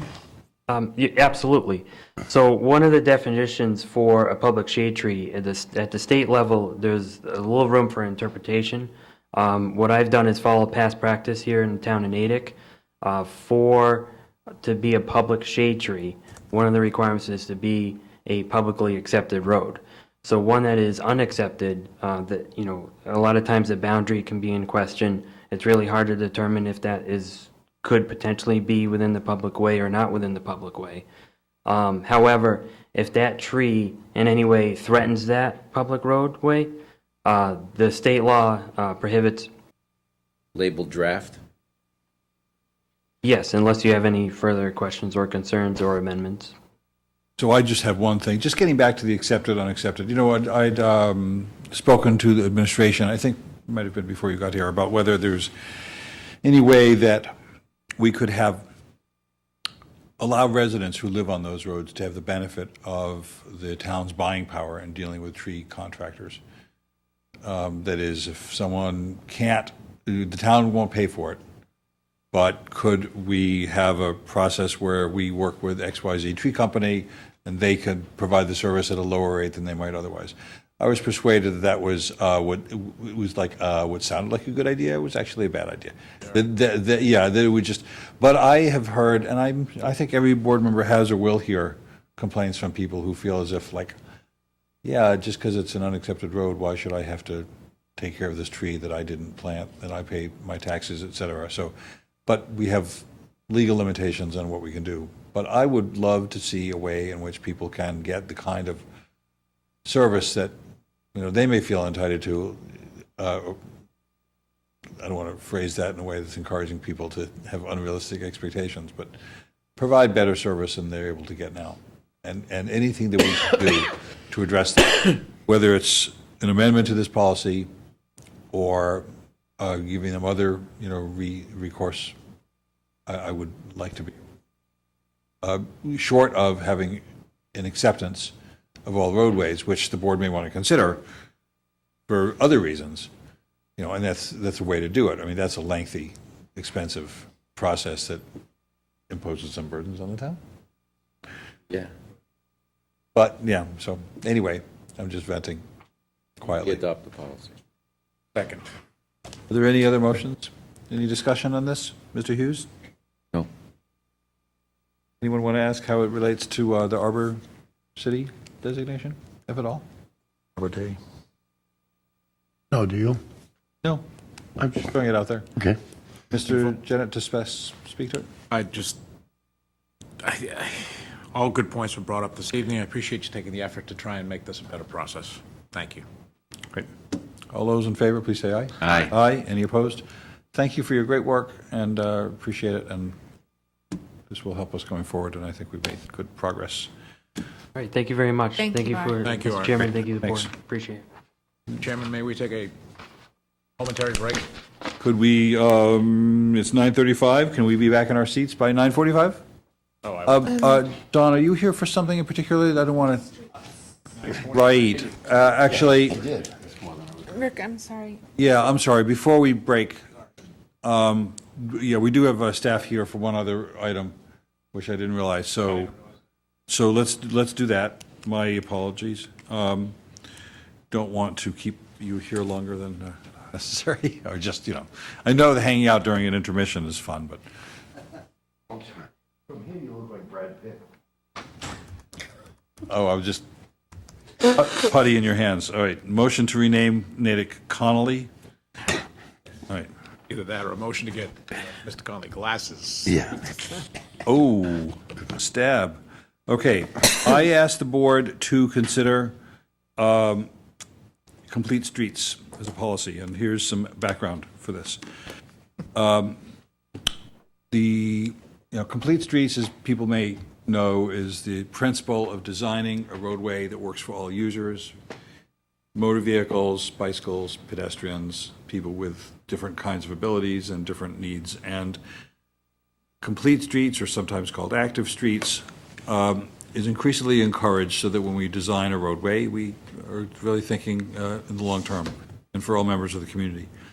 So one of the things that happened with the state transportation bond bill that was passed by the legislature and signed by the governor this spring was that it included $50 million that could be appropriated for individual communities to provide funding for roadway improvements under complete streets. So this unlocks money that would not otherwise be available if we did not adopt a policy. What we have in our packet is a policy that looks at that was designed for Littleton, drafted by the Metropolitan Area Planning Council, and was voted one of the best policies in the nation. And what I would propose is that we hear from staff, hear from board members, hear from other committees, and then consider a public hearing in a month or two that would be a requirement for, to apply for some of that funding when Mass DOT has written the various regulations later this year. All that said, I do have a disclosure to make, which is, professionally, I work with a couple of organizations that are involved in this. I and my organizations, Smart Growth America and Transportation for Massachusetts, I don't have any financial interest in this, but the potential for perception is there, which is why I filed a disclosure with the town clerk's office in case anyone was interested or concerned, and I wanted to just share that. The board. That is to say, we advocate for complete streets, but my income does not depend on whatever action the town or anyone else takes. So, Mr. Willett. Don Willett, DPW Director, and I hate to be the guy to throw a wet blanket on something, but... Well, that's about all the time we have. In concept, it's great, and it is the way that I approach everything as far as any kind of rehab job, etc. My concerns with this is when you start talking complete streets, you take some of your side roads, some of your small neighborhoods, you don't have the existing right-of-way to do everything that people would like to see in that. In order to make it happen, you're going to be in conflict with stormwater management because you're going to eliminate some impervious surface. You're going to be in conflict with the trees because you may have to remove trees in order to put a bike lane in. You may have to turn around and alter your parking, on-street parking regulations. I drove around after I saw this as an agenda item, and it does appear that most of your major roads have bike lanes. And, your neighborhoods, not so much. A lot of your neighborhoods don't have sidewalks. My biggest fear is that we end up with a policy that will turn around and hamstring us onto not being able to do our job. I guess it comes down to the Cadillac version is a 20-foot lane, with two 10-foot lanes, a nice bike path, and then a nice sidewalk, and then trees on the back of the sidewalks and everything. And that's the Cadillac. unfortunately, I still think we need a lot of Volkswagens, and don't take offense to that. I own a Volkswagen, but it's just sort of that concept. And a lot of times, and we've taken a look at it with the swimming regulations and stuff, it can turn around and really hamper our ability to just do things like crack seal or do a small overlay. And I just caution you to turn around and really think this out before we go too far. Okay. Very good advice. Thank you. I do want to suggest that while this provided for board members as a draft, a better course of action, if we were to proceed, might be to just collaborate on what would work for Natick. That would respect the goals, but recognize the reality. Correct. That if we think, I mean, any of us can pick up, think of a road, maybe an unaccepted road, maybe an accepted road, that it's just, it would be a challenge to make it work as a Cadillac, as you put it. Correct. So we have to find alternatives. I mean, I think the policy contemplates that, but it could be more explicit. But that's the way in which it might. Okay. So, Thanks. other board member input or comment? Well, I don't want to prolong the meeting, believe it or not, so I would suggest that we table this and perhaps bring something back to the board that the DPW director and I and others perhaps, Take a hard look at it. yeah, and then it could be looked at with other boards, staff, and then bring it back. So there's not an urgency to this. I mean, I'd like to do this Okay. in the next few months if we can. Okay, good. So that's fine. I appreciate your. Thank you. And, we're not here, not everything can be like the first 45 minutes of this meeting where we get applauded for everything we do.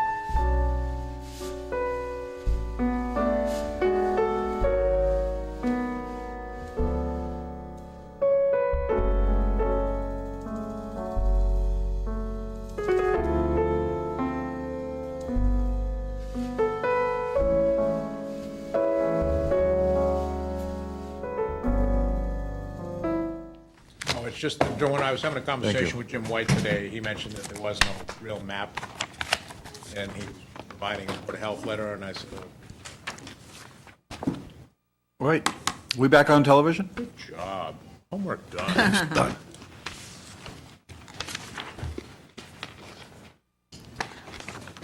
All right, agenda item 11, we're going to take up at the next meeting.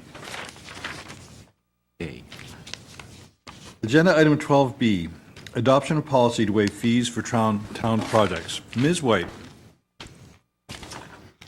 Not quite caught up. Oh, yet. right. Okay. So we,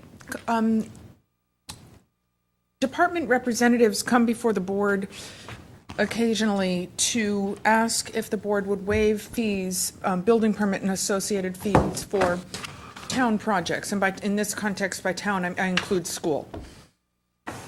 And to the best of my recollection, in my 7 or so years here, those requests have always been approved.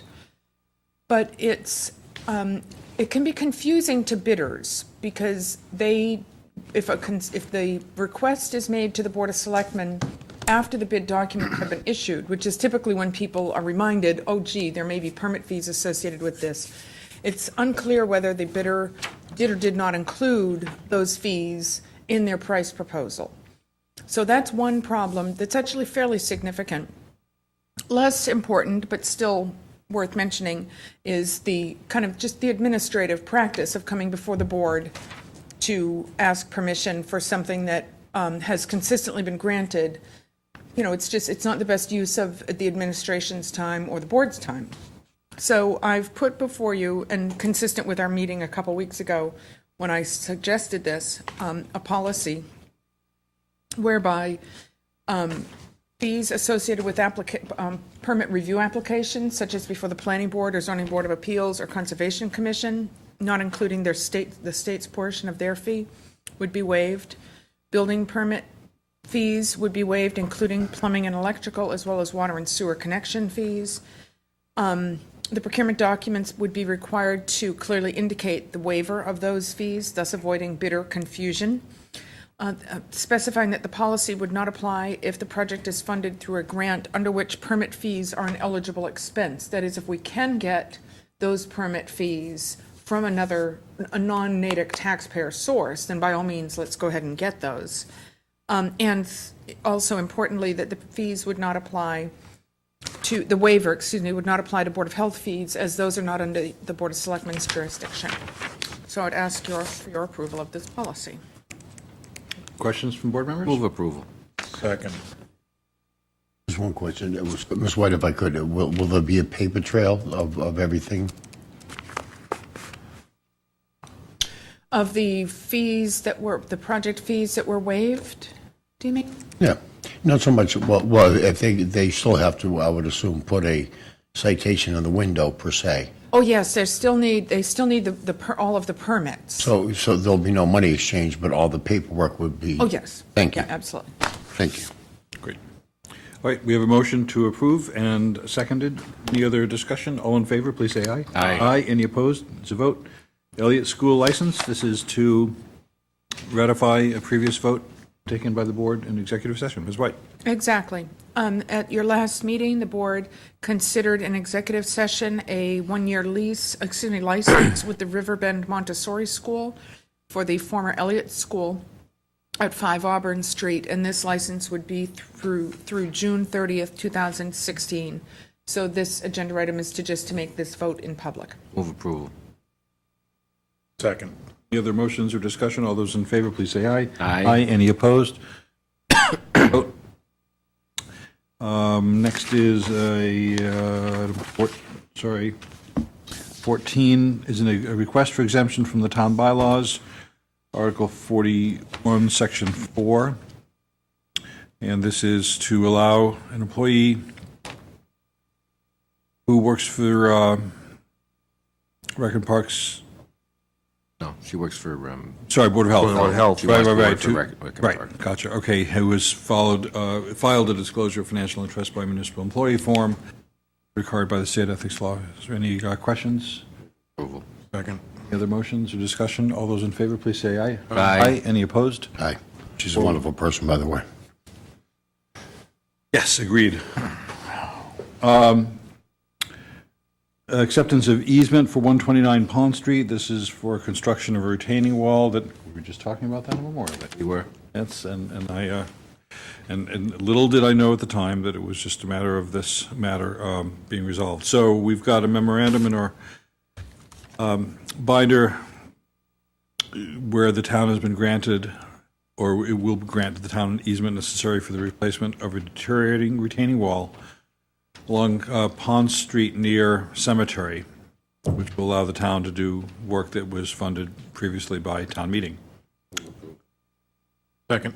Any other motions or discussion? All those in favor, please. You got a question? Oh, I'm sorry, John. And that guardrail will be replaced as well as part of that? I believe so.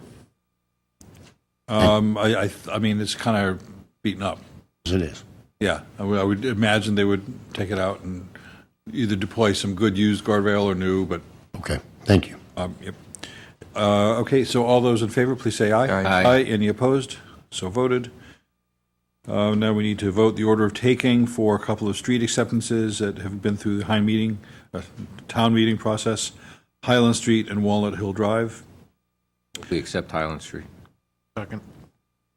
Any other motions or discussion? All those, is it actually, we're voting to approve and sign the taking documents? Correct. Right, okay. Moved, seconded, all in favor, please say aye. Aye. Any opposed?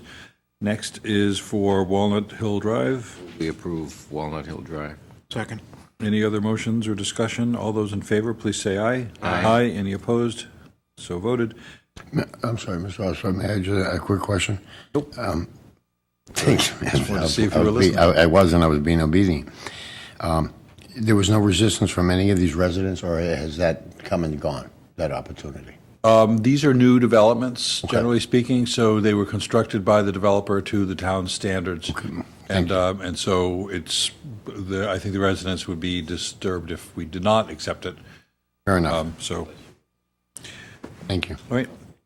The town has a request for 4 special permits for the Center for Arts in Natick on Saturday, June 7th, Thursday, the 26th, Friday, the 18th, and Friday, September 12th. Ronnie Earl's been at TCAN a fair bit. For similar requests have been requested and granted by the board in the past. Any other information, questions by board members? Accuse myself of this vote. Very well. So noted. I'm going to support that, Mr. Chairman, but Yes. I have to ask the question, does anybody know, does TCAN have a time when they have to use that approved full liquor license? They don't have, it doesn't expire. It doesn't, no expiration date? They can bring it forward. Yeah, I'm not sure if they've requested the information or if Rick has any knowledge he wants to share, but it's. I can only tell you that I do know that the Board of Directors and the Director are working towards presenting their application. Who's the? Right, it's Chalice. Oh, Yes, okay. right. It'll come to us. Okay, but there's no expiration date. I know that the governor signed it some time ago. I don't know, does that mean that's good forever? Just created it. Yeah. Pretty much. Okay. Rescinded by the state legislature. Right. Yep. It can't go anywhere else. Other than expire. Right. Oh. Right. There's a lot, if I may. Sure, go ahead. There's a lot going on at TCAN, and it's a piece of a very complex puzzle, and they're trying to make sure all the puzzle pieces are put together, so they can come in and make the proper presentation. Thank you. Yep. Move approval. Is there a second? Second. Any other motions or discussion? All in favor, please say aye. Aye. Aye. Any opposed? One recusal. Thank you very much. On to NSTAR grant of location. This is to connection with the contract that we just awarded to whoever the paving company is that's going to do most of the work on Kansas and Main Street. We've asked for a grant of location for relocation of various utility poles. Approval. Any other motions or discussion? All those in favor, please say aye. Aye. Any opposed because they don't like NSTAR? No, but this is for the benefit of this town. Okay, I still lay it in stuff. all right, so, Speaking of NSTAR, it's getting close to have them in again for double poles. I was afraid you were going to say that. Yeah, how about, like, next year? No, how about after the summer? Or maybe August? I was up at, Because their new policy is they don't leave the double poles, they chunk them. Yeah, I The know. thing hanging up in the, so this was actually on the, something I was thinking about doing, that I might ask if we could get a report, and that could be in the board's correspondence, like a month before they come in, so they have the opportunity just to think of what questions we might ask, rather than that typical deer in the headlights look where, and then they'll have enough notice to come here. We have, in recent years, had them prepare the list of double poles, Right. and then we're able to theoretically compare it to the prior list. Yes. That has not been a perfect system, nor are the lists necessarily complete. But is that what you mean by a Yeah. report? Yes. but it's all we got. Yep. I was, I'm sorry, Mr. No, Burbank? no, go ahead, Mr. Chair, you speak. Well, I was up, out of idle curiosity, took a walk over the weekend to Oak and 9th Street where their project is moving along, and utility contractors put a few poles, utility or the contractor has located some brand-new poles in the sidewalks that don't allow for sufficient passage. So It's funny, I noticed that too. I asked Patrick if he would just get in touch with the district and contractor, and they'll take a look at it. Have to move the building. Well, there's different, I mean, there's probably, you may know of different ones than I, but I asked if, I said, if you could just ask them to just validate that every pole is compliant, rather than just the ones that I happen to see, because I'm not a poll watcher. Mr. Barty, did you have something? Thank you, Mr. Chair. I just wanted to make a mention that these poles are also used by other utility companies. Oh, sure. And I would think that if you're going to bring NSTAR in, you might as well bring Everybody. everybody. absolutely. Oh, yeah. Fine, Oh, yeah. fine. That's They all- all. NSTAR's at the top, Yeah. RCN's at the bottom, and RCN, everybody in between. Verizon, Oh, yeah. absolutely. Okay. That's right. Yep. Are we at the Fine. bottom? Everyone except me and Mr. Connolly, who we have a string and a couple of cups. It says about these, and We don't use the stinking N-Star poles, so. All right, thank you. Okay. Next on our agenda is acceptance of resignation from Ron Decker, who is Vice Chair of the Bicycle and Pedestrian Advisory Committee. I asked him why. He said that having moved here from North Carolina, the winters have gotten the better of him. Yeah, they're moving. I assured him that we would never have another winter like the last one. We accept with thanks. second. Any other motions or discussion? All in favor, please say aye. Aye. Any opposed? We posted. I think that we will have this on our list of committees that are posted anyway. Is that okay? It's on the list of committees. Natick MBTA station name, I've got a draft letter that I prepared to the general manager of the MBTA. Actually, and having worked on the MBTA Station Advisory Committee for about a year, it turns out that the station that we think of as Natick Center is just called Natick. I thought, considering the work the town's done for branding Natick Center with a cultural district designation and so forth, that we might ask if they would consider renaming. So I wonder if the board would. Move we send a letter. Could you re-say that again? I'm sorry. The work that the town is doing to brand Natick Center with the designation of the cultural district and the 29-year partnership with Natick Center Associates, give or take, that we might want to just have the station be known as Natick Center instead of Natick. Yes, I know. My wife looked at me the same way too. Like, you're using the train, but the stairs going down on the outbound side, Yeah, which is the north side, scary. are dangerous. Yeah. Those are not. Right. They've actually made it some minor, I mean, tiny improvements, but no, they're aware, and that's part of it. Yeah, I think that's something that should be looked at before any roofs or anything else. No, you're absolutely right, because that is, yeah, the other stairs can be slippery when they're wet, but they're not rusting and falling apart and catching your heel. So, no, you're absolutely right. Okay. So, but that's something that they will, that we've got their attention on. All right, so there's a motion to send a letter. I think that was seconded. Yes. Any other motions or discussion? All in favor, please say aye. Aye. Any opposed? Thank you. On to Police Department acceptance of donation, Somerville Auxiliary. Move we accept with thanks. Second. This, just to describe it, we received a check from the Police Auxiliary, and will be expended under the direction of the chief. Any other motions? Well, it was given to the Natick Police Auxiliary. Auxiliary. Oh, sorry. There you go. Right. Thank you for that clarification.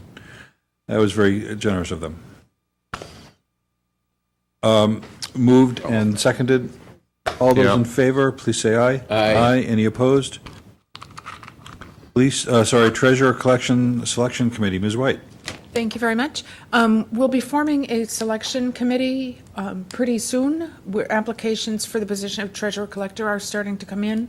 I don't expect to see the bulk of the applications until after the June issue of the Beacon comes out, which should be within the next week or two. So late June or so, we'll start to interview people, I hope. And I would welcome a member of the Board of Selectmen to be on the selection committee. And I would be interested. So would I. Can you handle two? No. Scheduling, I'd rather not. I shouldn't flat out say no. I'd rather not. Just scheduling is typically so difficult. Okay. We can have a discussion. How's that? It doesn't not, have to be tonight. well, But then there'll be short notice if we wait till June 16th. right. Do it. I nominate Rick Jeanette. Second. Any other motions, discussion? All in favor, please say aye. Aye. Opposed? Let's vote. Thank you. Thank you very much. All you got to do is blink and poof, you're appointed. Minutes of April 7th, 2014. Approval.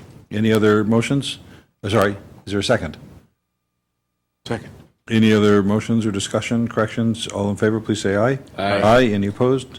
Vote. Block Party, Jefferson Street. Who's going? Move approval with the Recommendation of the police police recommendations. Okay.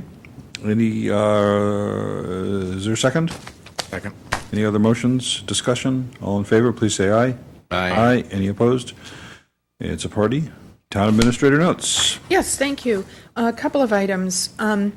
I am very pleased to let the board and community know, those that haven't figured it out yet, that JJ Lane Park, the 9-acre facility, is now open. We're considering it a soft opening because some of the grass areas are not yet available for use. We need to let the grass get established. We'll have a opening celebration we expect this fall. So very exciting. It's a beautiful facility. People should go check it out. And Ms. White, I'm sorry? it took a long time. Yeah. A long time to negotiate that lease. So, Yes, it did. I mean, I know there was This a lot of was- people that worked on this going back many, many years. So thanks all Yeah, around. before my time, and then, I Yep. negotiated the lease with the state and Yep. putting the funding in place. And the improvements, if for folks that don't know, the improvements to that facility were made using conservation fund money, so not taxpayer money. I also want to congratulate the Community Services Department for their partnership with the Mass Bay Community College. They're now offering three college-level courses. Conversational Spanish, which is a non-credit course, but for credit, they have World Traditions and Critical Thinking. Two other quick items. Mr. Ostroff, you referenced the Board of Health letter. I do have that. Oh, great. And can provide Thank you very members much. with a copy. Great. And lastly, a member had asked, I think it might have been Mr. Hughes. That was me. For the staffing history information, and we have copies of that for each member. Pass them down one by one. This is just an FYI. Now you pass that whole package if you would. Okay, I'll hand them out like this. Oh, no, I'll do it. Okay. But it was also the tax bill information too, same thing. Not just the staffing. Yes. And your Oh, tax. excuse me. Would you describe what that is? Yeah, I asked that the town provide us with a history of the average single-family tax bill, and they've done it for the last 20 years, including the impact that each override has had on that tax bill. Thank you. And yes, I think the information was provided. Let's talk about selectmen's concerns, but first, I want to make sure it's the sense of the board that a meeting with the Board of Health and the Conservation Commission to discuss the issue of lake treatment is indicated. Members are agreeable to that. I'll work with others to see how quickly that can be scheduled in light of the treatment plan and testing that's underway. And I've got other things to say after others have spoken on selectmen's concerns. Mr. Connolly? Thank you, Mr. Ostroff. First, I wanted to apologize. At the last meeting, I had to leave abruptly because of uncontrollable cough. So thank you, and I apologize for that. I was also going to ask through you, Mr. Chair, if I need to make a motion to the board. I'm still waiting to find out from the town administrator regarding the route pole, telephone pole in front of Route 27 near Honey Farms. I've emailed Joanne O'Leary 3 times about that, and she keeps promising me a response, and I haven't got one as of yet. I'd like to make a motion and second speak to it. Oh, well, I'm fully in support of that motion. What is the motion? To yank them in here and tell them to stop playing games. That goddamn pole's going to fall and hurt somebody. So there's my question, to bring NSTAR before us to do that. We'll send them a letter and ask them to do that. Or they could just resolve the issue and even better, avoid the pain and suffering. I mean, the runaround thing is frustrating as hell. Ms. White, thank you for your efforts. Yeah, if I may, I share your frustration because I drive in that route and I look at it myself and say, that really looks dangerous. It's gotta And be. I've expressed that to her unequivocally. And it frustrates me because some of the citizens had brought it to my attention and I brought it here and they look at me like doing what they want me to do, and I'm trying. Well, I had, if I may, emailed her in the past before you brought it to my attention, and I'm just not getting a response. Yeah, thank you for your efforts then. May I suggest that requires a signature that We will make just it raises the eye level and Yeah. Well, certified letter to deal with that poll. that's correct. Right. Individual Right. requested not Yeah. have a response to, I believe that Right. should be. Yep. That's the proper response. If you're not getting an answer back, raise the level. Yep.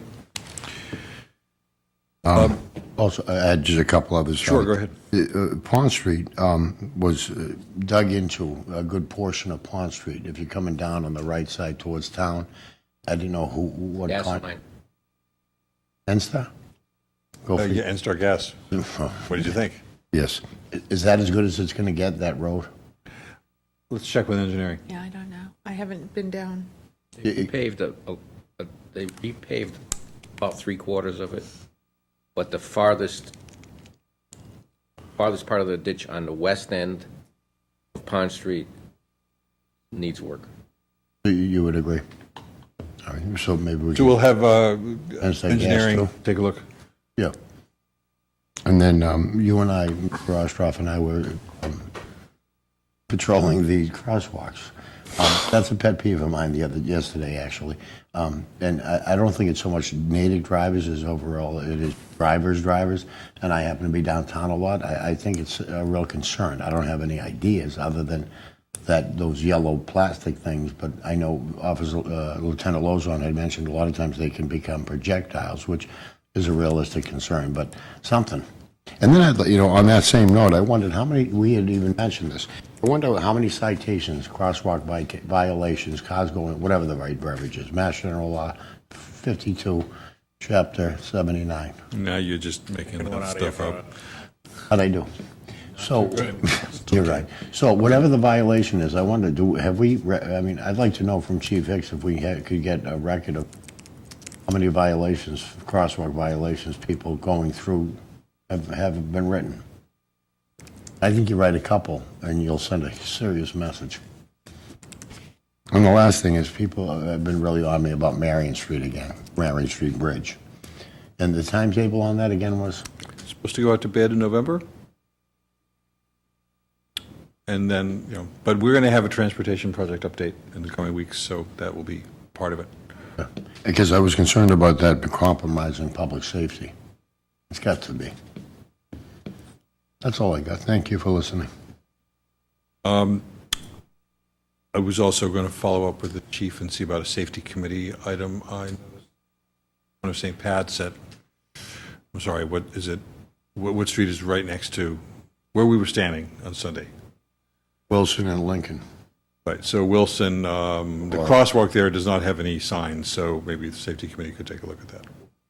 Not that that works everywhere, but. Oh, sure can't hurt, right? Thank you. Probably not. Mr. Jeanette. Concerned citizens sent the board a lengthy memo concerning Pagan Lane and the situation that a previous meeting that. I know there's been some discussions and correspondence, and I would appreciate it if we put that on our radar as far as an agenda item so that the full board is informed of to the process that's going on as far as, it is a public document that came in, and it was purposely not put on this agenda, and not by us, but by the citizen.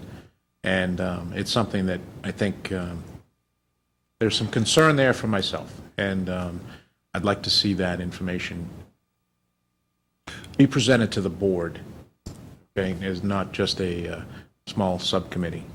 It needs to come before the full board so that we understand what that's all about, and there's a discussion to be had. Secondly, I'm sorry? You mean after town council takes a look at what the claims and things are in that letter, as opposed to the letter Well, coming before the board and the board discussing it without knowing what the... I'd like to have town council, if you will, come before the board and, we had a public presentation of information that came from a number of individuals. This individual is claiming that it's misinformation. So now the public is misinformed. So the question becomes, is it misinformation? Well, don't say the public's misinformed, because you don't know that. So let's have town council review it. Somebody is alleging that the public is misinformed. So just... What I'd like to have is this board informed as to the process that's going on, which we have not been, based on the letter. And I know there are some things that are being discussed and reviewed by town council, okay? Now, we can either have the citizen come before us at citizen concerns and bring it forward, and we can talk about it then, or we as a board are going to make sure that we have discussion on it. That's my concern. So what's happening next is the chair of the Conservation Commission is asked that residents just to sit down. Step that should take place, and I agree. I just want to make sure that it's a continuing open process, that's all. Well, it absolutely has to be. So. I agree, it has to be. Right. Yeah, and I think that when the Concom chair was in front of us the other day to talk about this, he indicated this was really early and he would be keeping us informed. And when we voted support contingent upon due diligence, that, to me, that did not mean that every rock had been turned over and examined and every issue had been, resolved. So Again, I am not being critical of anybody. I'm just trying to, I guess, nip it in the bud before it becomes a public issue. It shouldn't be a public issue, I guess. Well, it can be a public issue. It doesn't have to be anything more than just. It's an incredibly complicated land deal under any condition. Correct. So this just. So I guess that, and correct, and my concern is that it probably wasn't, I don't really want to get into it right now. Please. Do please be assured that it is something that that the administration is monitoring. There is at least town council and the chair of the Concom and the concerned resident working to figure out what the bottom line is on this issue. And as Mr. Ostroff said, it is very complicated. So I feel confident that the right heads are being put together to find out what the bottom line is. Great news. Glad to hear that. You good? I'm good for right now. Sure. Thank you, Mr. Chairman. I've heard the term debt roll-off. Debt roll-off. Well, I wasn't sure what was meant by debt roll-off, but my understanding is that the debt for the police fire complex, library, town hall should be coming somewhere near being paid off or finished. And I'm wondering now if the financial planning committee might have some forecast for that, or how's that work? Because of That's done administratively. yeah, that's done administratively. Okay, I would just, the reason I'm concerned is, again, because of the likelihood, and I really feel there's likelihood of an override, whether it's an operational override or whatever. I just think that now we're paying something off. Is there a forecast of how that money is going to be spent? Funny you should mention that. That actually ties in with our concern about the finance director currently being also collector treasurer, because that's a perfect example of the kind of big picture, long range thinking that the finance director should be able to do, but hasn't been able to because he's now also collector treasurer. We're looking at exactly that issue as an opportunity, combined with the reserves we've been able to build up in the capital stabilization fund, with the thought of, at best, I'm thinking more of debt exclusions than overrides, but at best, being able to minimize the amount of a debt exclusion for the next, I will say that I think it's pretty inevitable that we're going to be looking at a debt exclusion for another school building. I don't mind saying that aloud. I don't think that... We just don't know when. We just don't know when, but it is coming. I mean, So if I may interrupt, that's because the cost of almost any school we're likely to build, it cannot be accommodated within the amount of debt that is coming off the books as the 20-year bonds for the municipal complex are paid off. But we can, between the amount we've been able to save, which as we've been taking that action at town meeting, I've been saying we need to be saving as much as we can so as to minimize the amount of the next debt exclusion project. And also then looking at that debt roll-off and trying to take advantage and utilize that as well to minimize the debt exclusion. I'm hoping that that we're not looking at an override. I personally am not. I'm hoping that we can avoid that. So I'm not thinking down that path. I'm looking at what I think is absolutely coming down the road in the not too distant future is another debt exclusion. And again, trying to minimize that impact on the taxpayers. That's where my focus is. We also, when we look at the debt roll-off, and you can find that debt schedule in the back of your budget book or Town meeting. The town meeting book. It's in both Oh, of the them. town meeting book? Yep. Yep. I don't know. We're also looking at our OPEB liability. That's something that we think is going to become increasingly important in the coming years for us to continue to invest in that. And to that point, I'm going to deviate slightly, is we're working on putting together what we're calling an OPEB primer to help the Board of Selectmen, the Finance Committee, town meeting members, and the community understand the whole OPEB issue better, because it is one that's very complex and confusing. So, but it's something that we know we're going to have to start investing more in our OPEB liability. So to help set that stage, we want people to understand it better. But you're absolutely right. Oh, thank you. No, that's fine. I appreciate your explanation. Thank you. But I'm glad you raised it, because many people wonder about that. They know that, we built 3 elementary schools and the municipal, the library, police, fire station, town hall, back in the 90s, and those, that debt is gradually starting to come off, so. Oh, I wish I could take credit for it, though, Mr. Ostroff, Ms. White. No. I mean, I'm validating the I issue that you raised. Absolutely. So, yep, great. Mr. Hughes, what's on your mind? Nothing tonight.